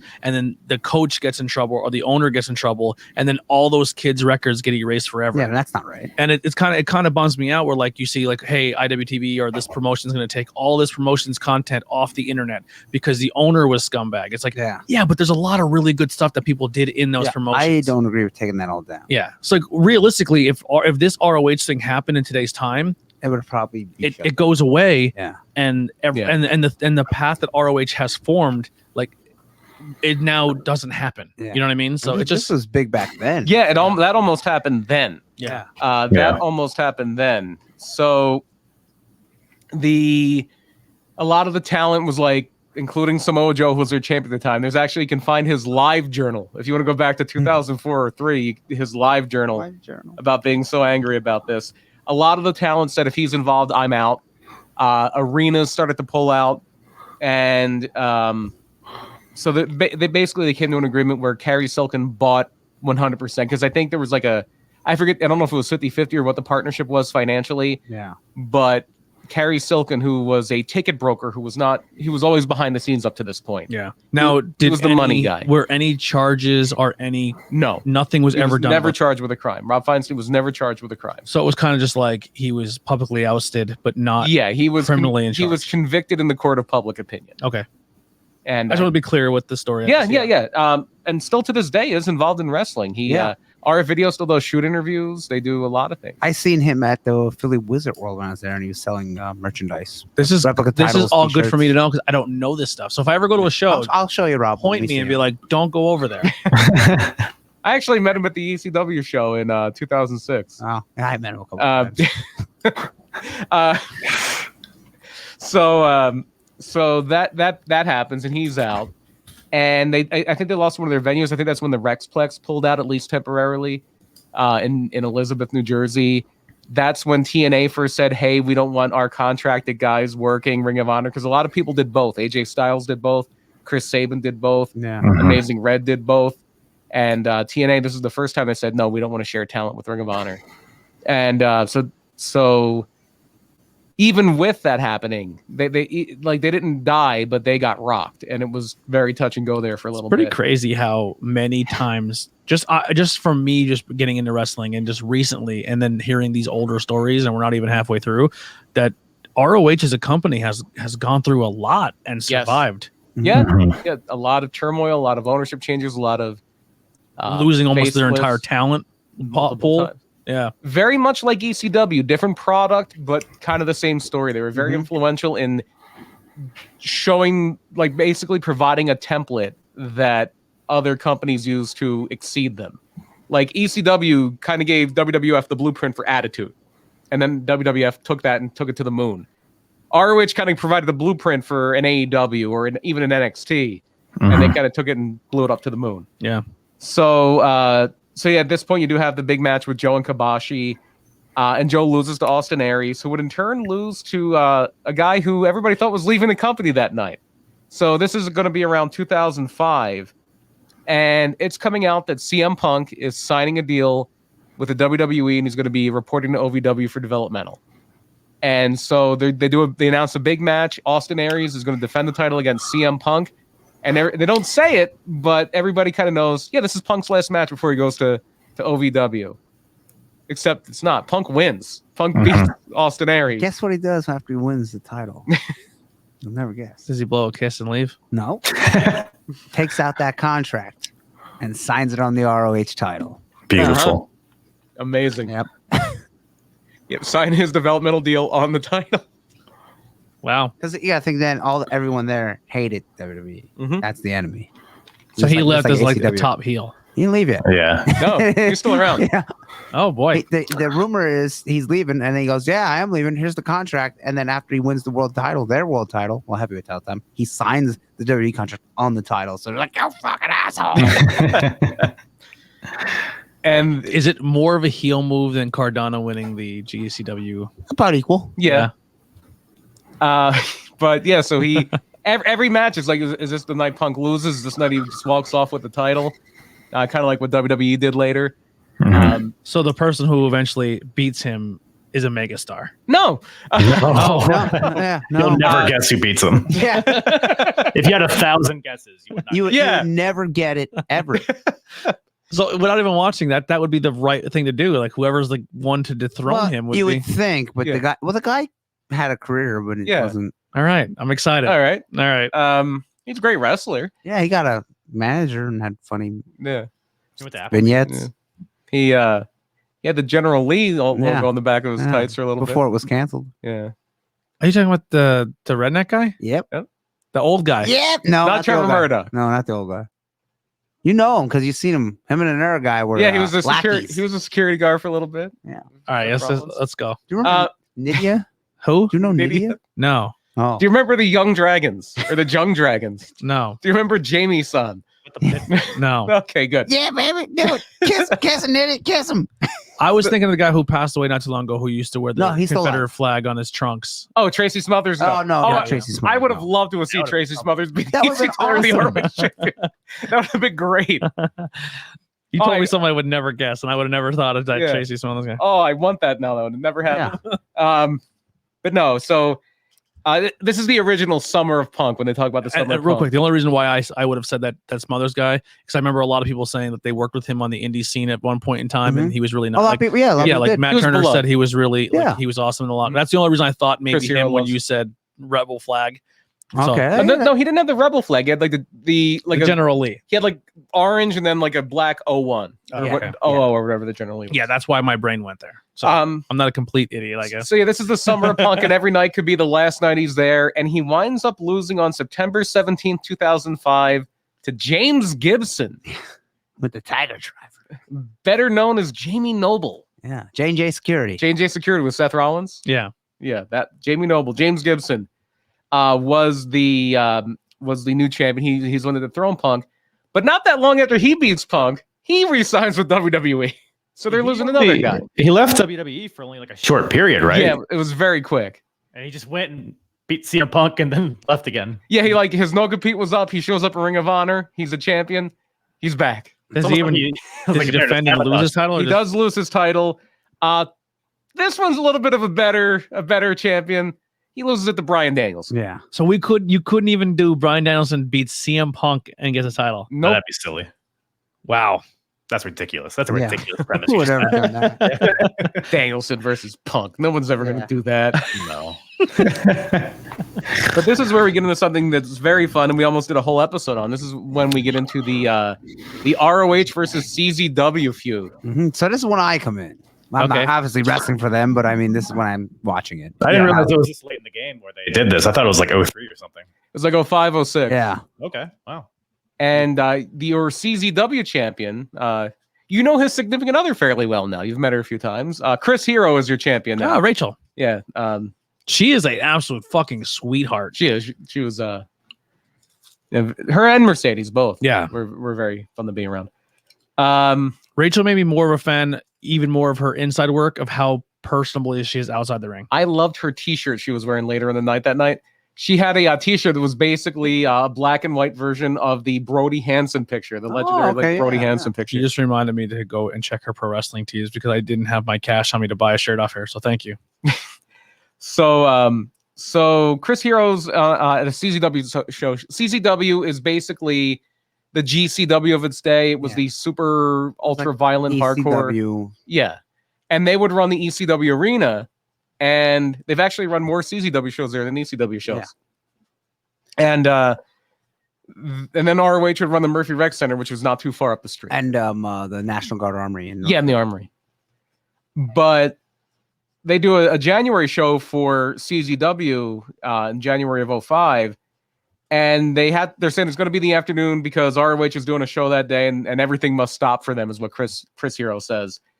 And then during the show, he's calling out Bryan Danielson to defend the ROH title in CZW. And then they do a show on the 14th of that month where Bryan Danielson, Nigel McGuinness, who I believe was the Pure champion at this point. The Pure title was there then. Real quick, Rachel has fucking dope shirts. She has one of her with the Road Warriors paint on, and it says Warrior Ellerling. Oh, that's okay. cool. Yeah, she has some pretty cool shit. I'm sorry, go ahead. Yeah, I think it was all of ROH's champions because you had Bryan Danielson, who was your That's cool. world champion. That is nice. Yeah. You had Nigel McGuinness, who was your Pure champion, and your tag champions, who were Austin Aries and Roderick Strong. They all jumped the rail at a CZW show, and they beat up Chris Hero. And then later that night, Chris Hero, Spider Nate Webb, Adam Flash, and CZW referee Bryce Remsburg Yeah. Love that dude. arrive at ROH. And they do have the title match that night, and Danielson defeats Chris Hero. But then it's funny, Live Journal factors into this quite a bit in the early days. Live Journal. They were doing an angle on Live Journal, and an ROH commentator. This is one of the many names that Gabe Sapolsky used when he was the color guy. So Live Journal is kind of like when Aleister Black did the vignettes on Instagram. Yeah, or like if somebody tries to work on their Twitter or something like that. Like Cardone and Gage did a lot of their work on Twitter. Tony Deppen and Ron Funches did a lot of their work on Twitter. I'm just putting it in context if we have younger listeners. Yeah. LiveJournal was basically like a blog, like a long Zanga at the time. Yeah. So some of this dumb stuff I'm saying, like, oh, I sound like an idiot. Is this what you mean? I'm just putting in context for the listener. Yeah. Sure you are. Playing a character. Jack. So ROH commentator Jimmy Bauer, who was ROH booker Gabe Sapolsky, with one of his many nicknames that he used, he would do a lot of color on ROH shows and just use a fake name. He's burying Chris Hero on commentary during a match, and just a war erupts. There's run-ins, like just people from one show messing up the other show. People who work for both companies are having to take sides and things like that. So it all ends on July 15th, 2006 with Death Before Dishonor 4, which is the Cage of Death War Games match. That's when I was at. It's Team R. Which bleachers were you on? I was on the ROH side, of course. All right. That is super cool that they did that. Like, they split up like a soccer. And they had signs. This is it was like high school football. Yeah. Love that. Because you had both companies were run out of Philly. Both companies had rabid fan bases, and they were very different.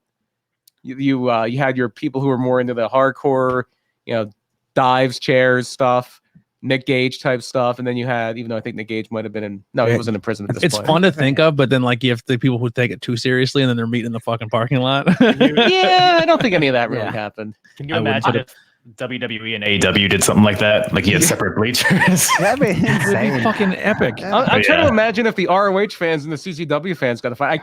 I can't envision a way that ends well for the ROH fans. Yeah. They'll probably get the shit kicked out. You could CCW probably have some type of light tube or something. Yeah. So just a character. I am real. There you go. That's a good setup. I like that, Jack. So you have Team ROH, which is Ace Steel, who was the guy who was really responsible for kind of breaking in Punk and Cabana, teaming with Adam Pearce. By the way, quick aside on Ace Steel. Do you remember the joke they did on WWE? There was a thing where Ace Steel got his hair cut on Raw. They were like showing off something, and they asked him, "What's your name?" He's like, "A plan." He goes, "Scott Colton," and that's Colt Cabana's real name. And then, like a few weeks later, Colt Cabana wrestled a dark match on Heat and a Velocity Knows, and his name was Chris Guy, which was Ace Steel's real name. But Colt Cabana had his name dropped on WWE twice. Yeah. Colt Cabana was there for a little bit. Yeah, he was there. It was Scotty Goldman. Yeah, but I'm saying like his name was dropped in like a vignette or a promo twice with it. So it's Ace Steel, Adam Pearce, who is currently an authority figure on WWE. He's on Team ROH. BJ Whitmer, the ROH champion Samoa Joe, and a mystery entrant. They're taking on Team CZW, which is Chris Hero, Claudio Castagnoli, who you'll know better, Cesaro, who just turned on ROH and joined CZW. He's the your trainer or one of your trainers, Nate Webb, who is not like a CZW mainstay. The Necro Butcher, who was did you ever see the movie The Wrestler? He's the guy that's wrestling Mickey Rourke where they're stapling each other and slapping each other. That's Necro Butcher. And another mystery opponent. Each side has a mystery guy. Super exciting. So what happens is the mystery guy, and they've been building up this whole time that Homicide seems like he's going to be the guy that's going to beat Bryan Danielson for the title. So just the way this is already set up, right? We each have like the way they go into this, where it's like bleachers are separated, one company versus the other. Each team has a mystery guy no one knows. Yeah, that's exciting. That's good booking. It was a very good booking. It's probably the best storyline, probably of ROH, I think. And it's war game style, so people are coming out like every 5-minute period, and then people coming out every 2 minutes. And they even have J.J. Dillon come out to toss the coin for the war games. The king of the coin toss, never lost one in his life. He comes out to toss the coin. Now, what crowd are they playing into here? That they're the ROH are the baby faces here. This is on an ROH show. So ROH are the baby faces here. And at the end of the day, the real heel is Bryan Danielson, because Bryan Danielson is the mystery guy for Team ROH, but he's about to make a big title defense against Samoa Joe. So he turns on Samoa Joe and wrecks his leg. So he's the mystery guy, and he's going to beat up a guy from Team ROH so bad that Joe can't continue, and Danielson just walks out. So now it's going to be 5-on-3. Who is the mystery guy for Eddie Kingston was a Mr. Guy. Yeah. For CCW. There you go. Yeah. Eddie Kingston was a Mr. Guy. Chikara's first champion. Mhm. Yeah, the first grand champion of Chikara.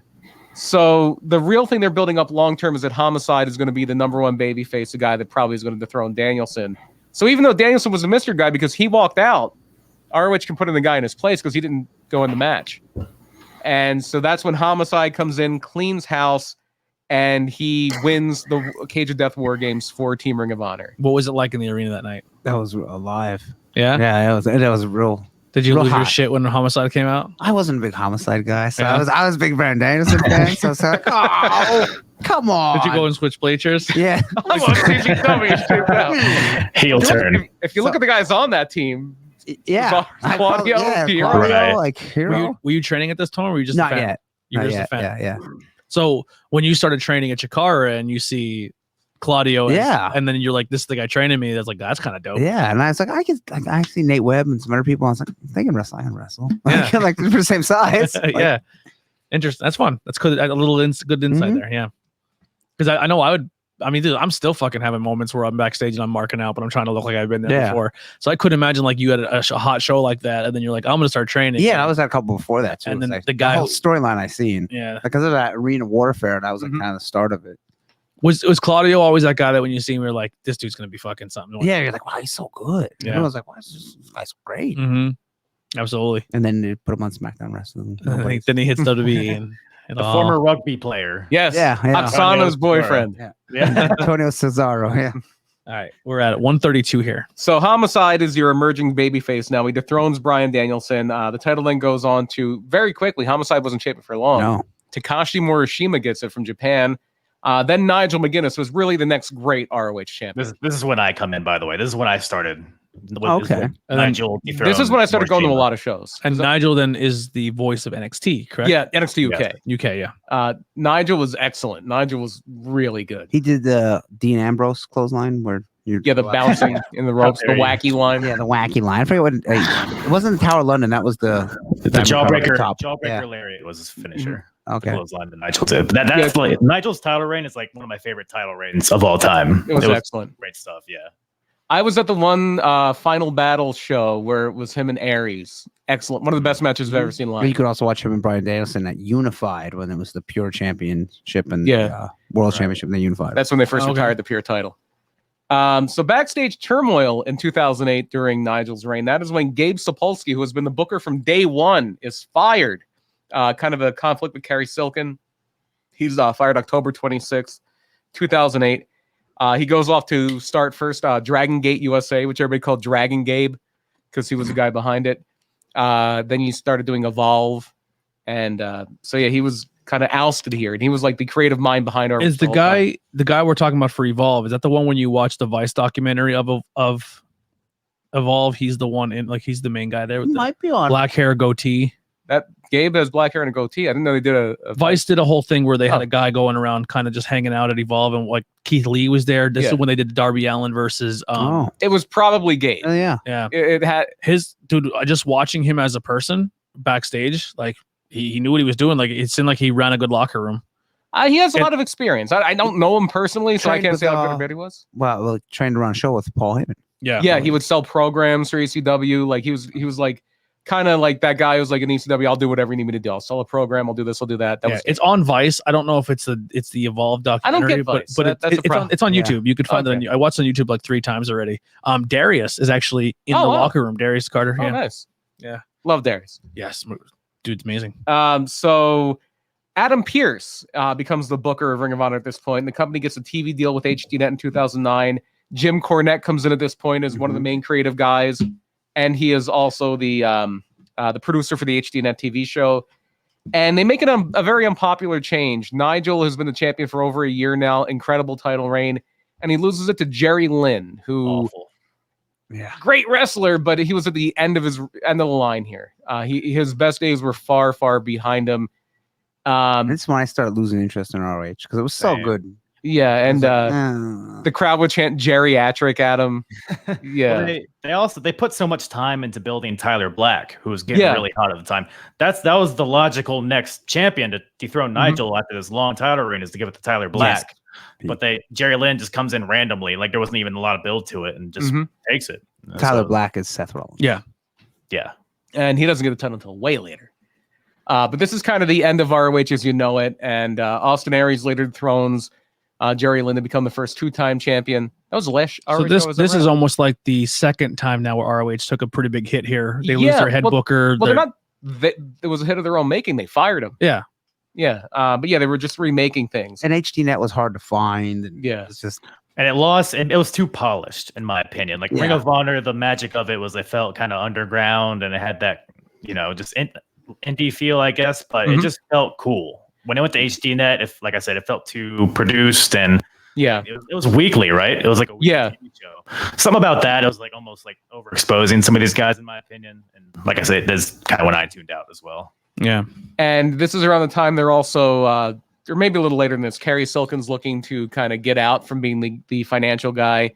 And Cornette is the one that helps broker a deal with Sinclair Broadcast Group. And they own a lot of small TV stations. Like they own Fox 56 up here. And they'll own like, they're one of the largest owners of local TV stations in the country.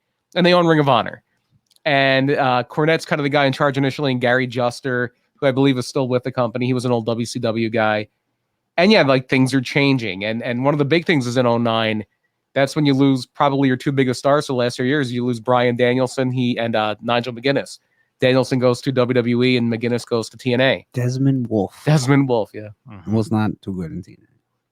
Other than his matches with Kurt Angle. His matches with Kurt Angle were great, but outside of that, not much.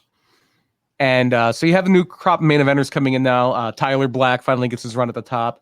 Kevin Steen gets a big run here. Eddie Edwards, Davey Richards. This is probably the time of ROH where I would like to tune in and start watching it, because this is like the time of all the people that I'm big fans of. Okay, yeah, this is the time when you would have knew some people before, because like Seth was there when he was Tyler Black in the Age of the Fall. Jimmy Jacobs. I'm sure some of the names you're going to say here more are going to be more mouth-watering. And Matt Sydal was there. He would know Matt Sydal. El Generico, who would be Sami Zayn. Yeah. And the one you have to really bring up, we only kind of mentioned them in passing because they were the constant. Like all these things are changing. The one constant are the Briscoe. Yeah, the Briscoes are there forever. They're there for their lifers. They're still there. Yeah. Jay's been the world champion a few times, and they're like something like 10-time tag champions. And they're a big part of it here. And that's when they start doing those great promos on the farm. Yeah. Where they're talking about my favorite one is they're about to wrestle Adam Cole and Kyle O'Reilly, called like Team Jiu-Jitsu. Yeah. They talk about Terry Funk didn't wear no mouthpiece, Bruiser Brody didn't wear no mouthpiece. They talk about getting a fight at a bar with the MMA guys. And they're talking about like how they just started lifting, so their muscles are popping a little bit, and they're getting into a bar fight with the MMA guys, and like then we take the mug of beer, bash them in the head, and they start complaining like we cheated. Great things you can find those old Briscoes. But more names you just said there. O'Reilly, Adam Cole. They were in the tag scene there, and Bobby Fish and Kyle O'Reilly with Red Dragon. Yep. And so that's like kind of that generation. Michael Elgin, people don't really get to like talking about now. Canceled.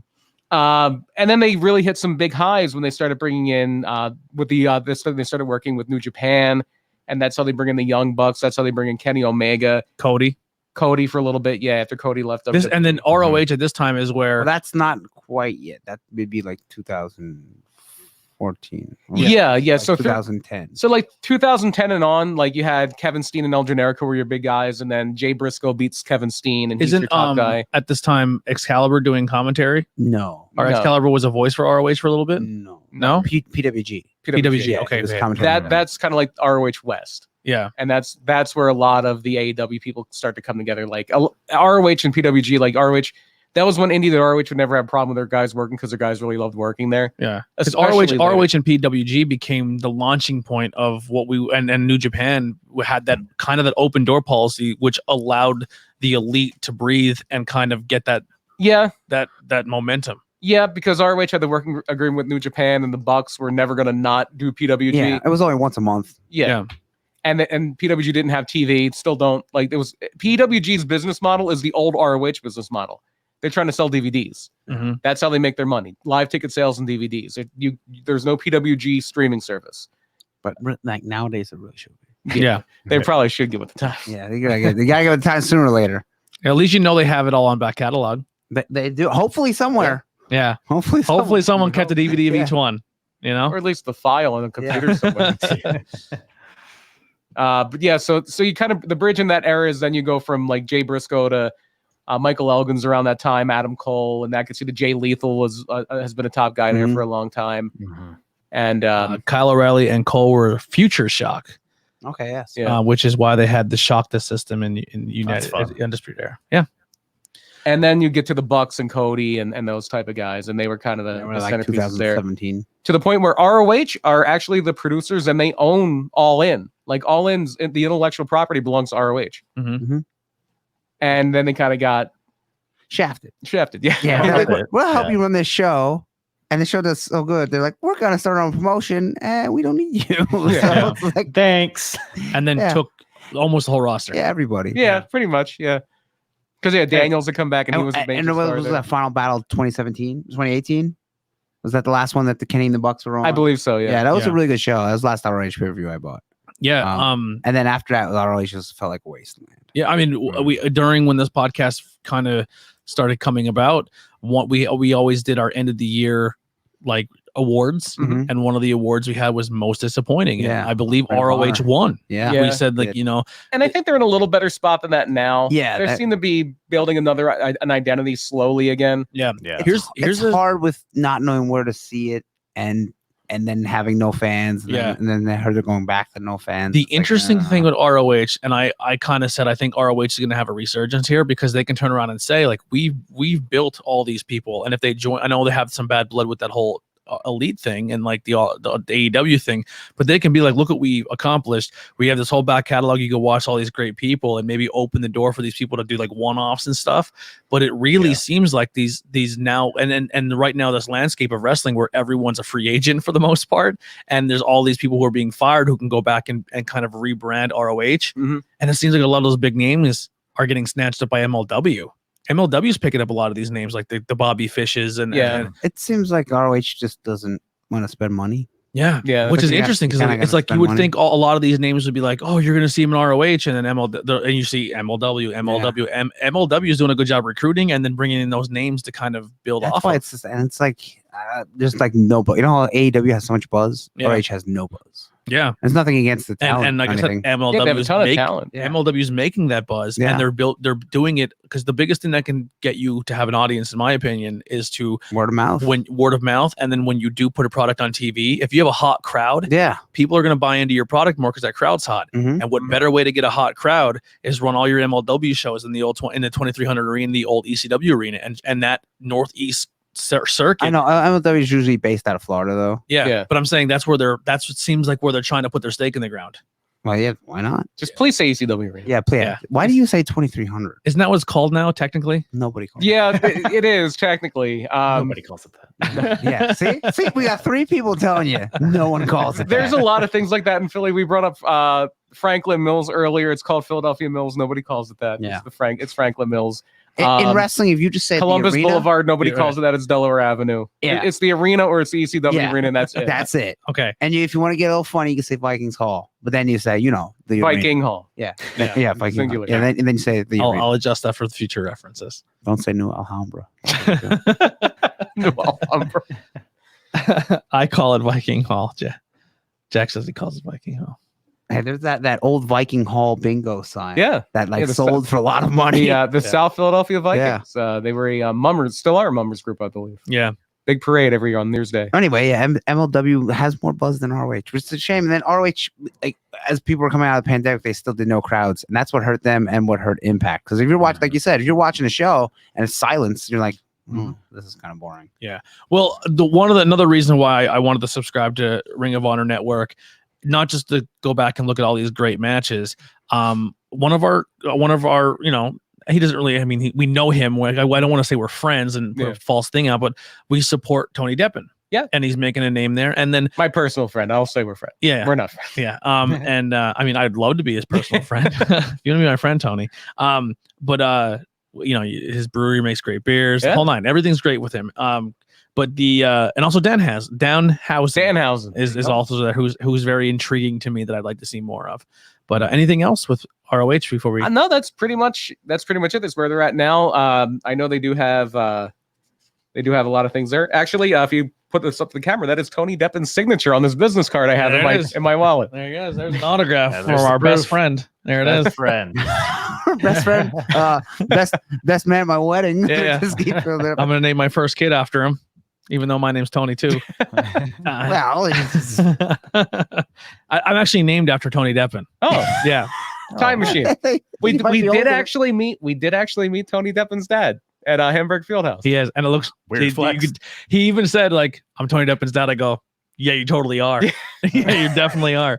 Connor Thompson owns the old ECW signs that hung above each door. I believe that. Yeah, Yeah. he Of does. course he does. So, Kyle, what Yes. did you think of our ROH rundown?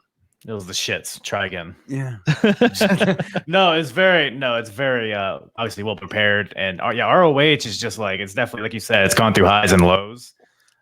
Question: anybody catch the pay-per-view that they did last weekend? No, Death before Dishonor. We were filming Camp Leapfrog and CFW, our CFW That's right. that day. Yeah. Yeah, I heard. I mean, I saw the card. I almost ordered it for whatever reason. I did it. I think I had something else going on, but it looked like they had a good card going. They got crowds back. Hopefully, they don't lose that. So, like you said, it's all about creating a buzz. And I mean, like, what is ROH doing that AEW isn't?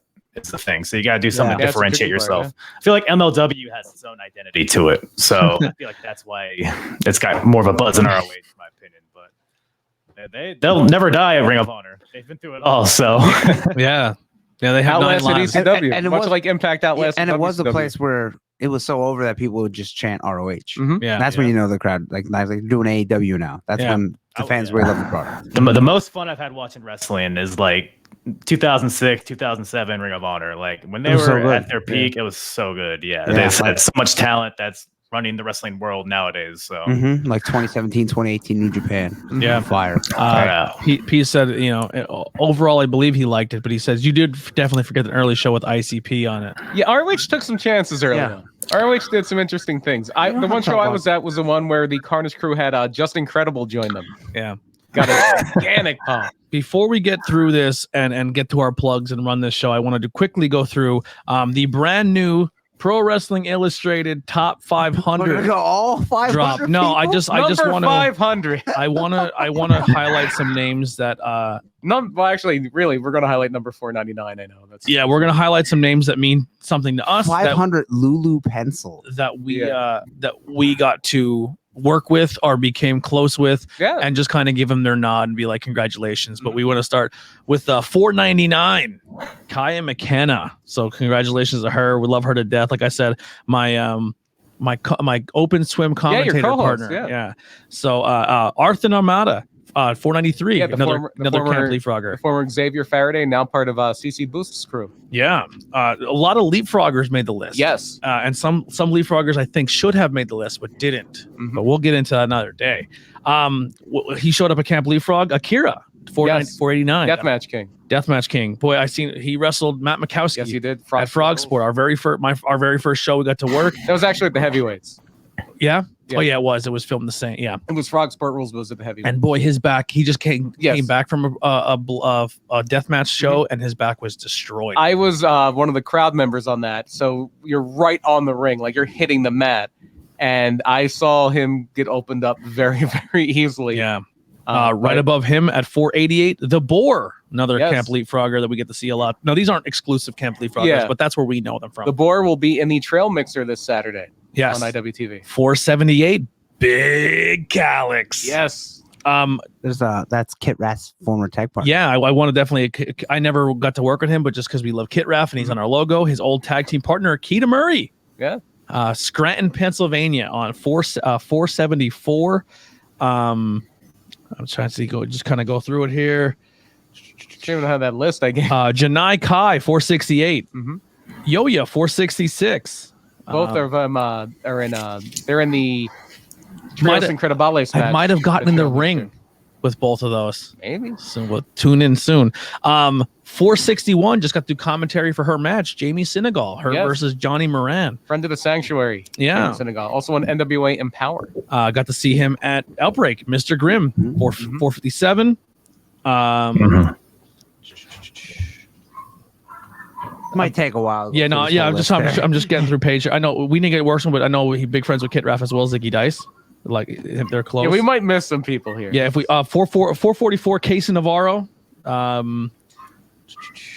Sorry. I don't know if there's anyone on that page. If I miss you, because I'm just the old going saying faster. like, "Oh, they're so good, you can listen to them read the phone book." Yeah. We're such a good podcast, you can Yeah. listen to us read the PWI 500. Boomer Hatfield 423. Shay McCoy is also on that list. Masha Slamovich with the magical 420 number. Yes. Yeah, that's the one Nice. everybody wants now. That's the new number you want to get. You used to be, you wanted to be 500 because everybody remembered you. Yeah, now And it's now you would be 420. Someone 420. once told me, if you ain't one and you ain't 500, it don't matter. And then the people who only say that never made the list. Oh bullshit! You're going to be part Well, of if you're 1 or 500, I mean, Yeah. Listen, I could be it's not gotta shoot high for 500. I could be 501 and still be happy. Willow Nightingale on the list. Big fan of her. Travis Huckabee, love that dude. 405. E. O'Neill 400. Jordan Blade 398. Yeah. That's All not- over the place to leapfrog people. Yeah.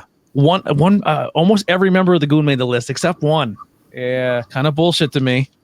Miles Millennium He should have been on here. Yeah. I love Miles. Kylie Ray 388. So we didn't work with her, but I'm just saying that's pretty interesting that she's I see an ROH name there. Rhett Titus, number 376. There's ROH for you. yeah. Yeah. Slapjack. I think we're getting close to where we're losing our names here. You have a few in the upper ones. Elo, World famous 360 got to CB. world famous Speaking of CB. ROH, yeah. Yeah, got to be inside the old ROH gym and record a leapfrog there, which is super exciting. I didn't realize how insane that was until we got in there and you started filling me in on some stuff. I'm like, oh my goodness, this is serious. And then like in the office, you're like, you see all the tapes and stuff. Like they have all the old tapes.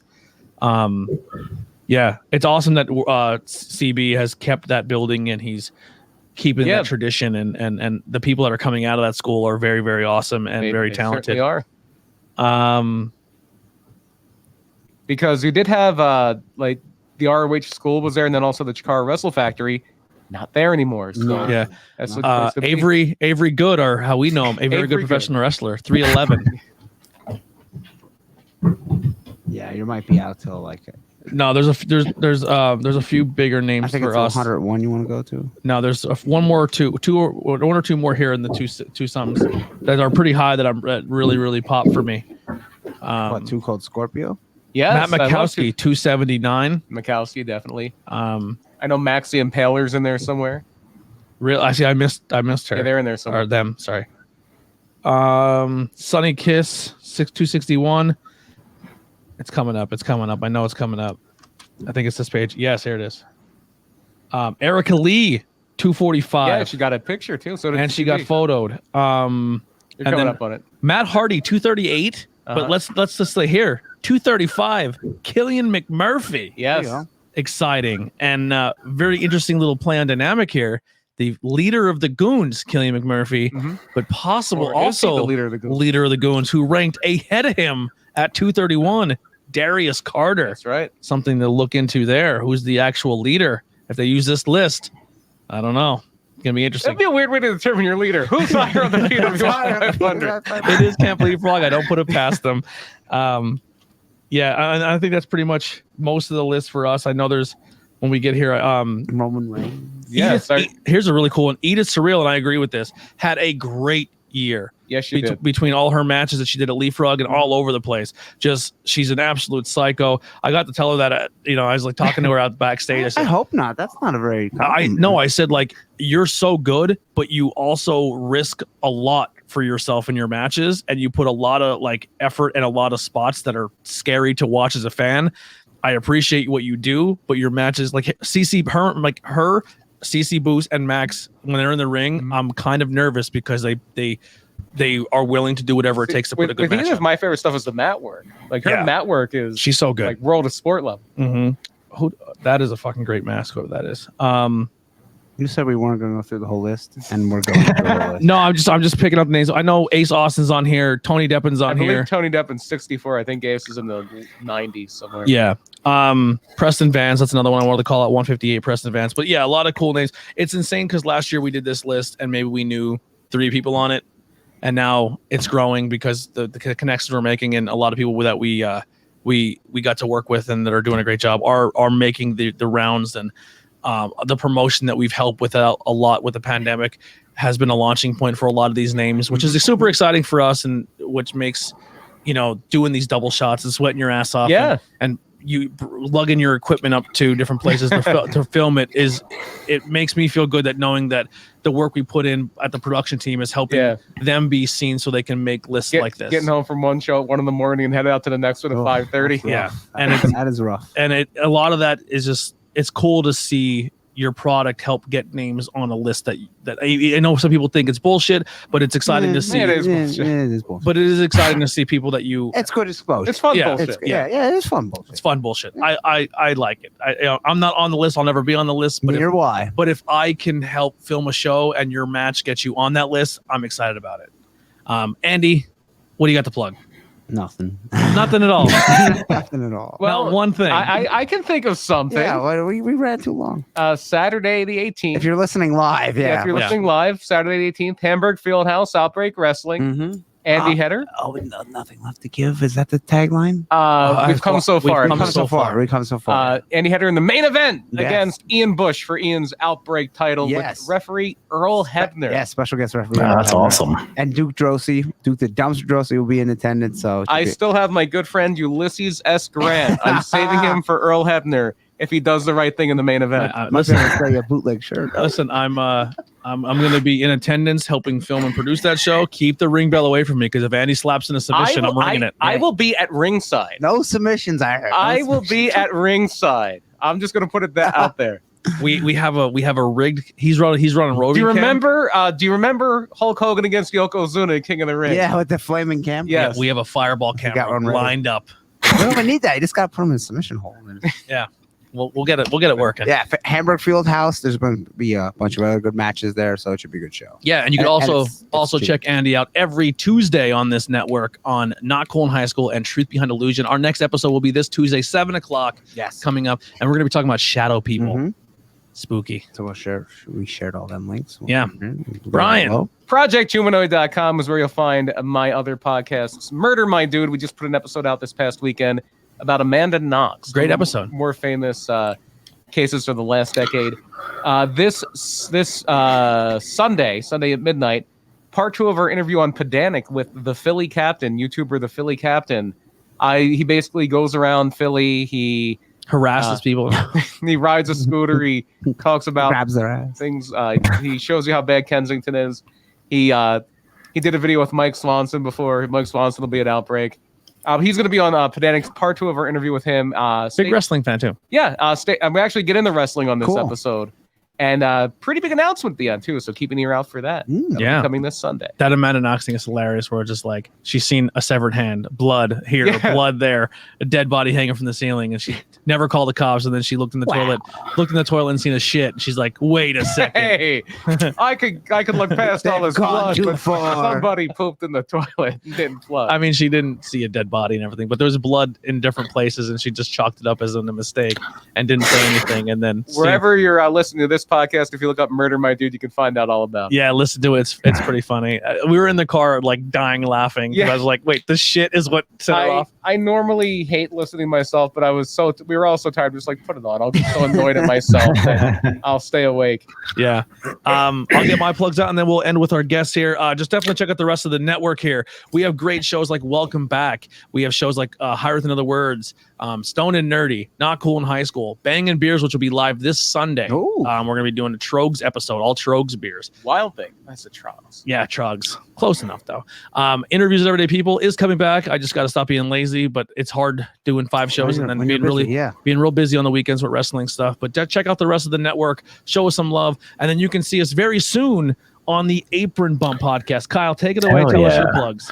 Yeah, beautiful. First of all, thank you guys for having me. It's a great time. I always enjoy talking about Ring of Honor. So whenever you guys do, I'm always game.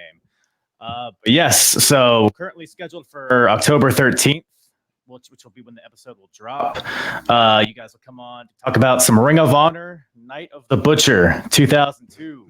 So we got like CM Punk versus Colt Cabana. You got Bryan Danielson's wrestling. You got it's a huge card. Xavier's defending his title against AJ Styles. So lots of craziness to get into. 2002 Ring of Honor is it's something. There's and our boy HC motherfucking Loke in the main event. Of course. Abdullah the Butcher, all that stuff. So apronbump.com for all my episodes.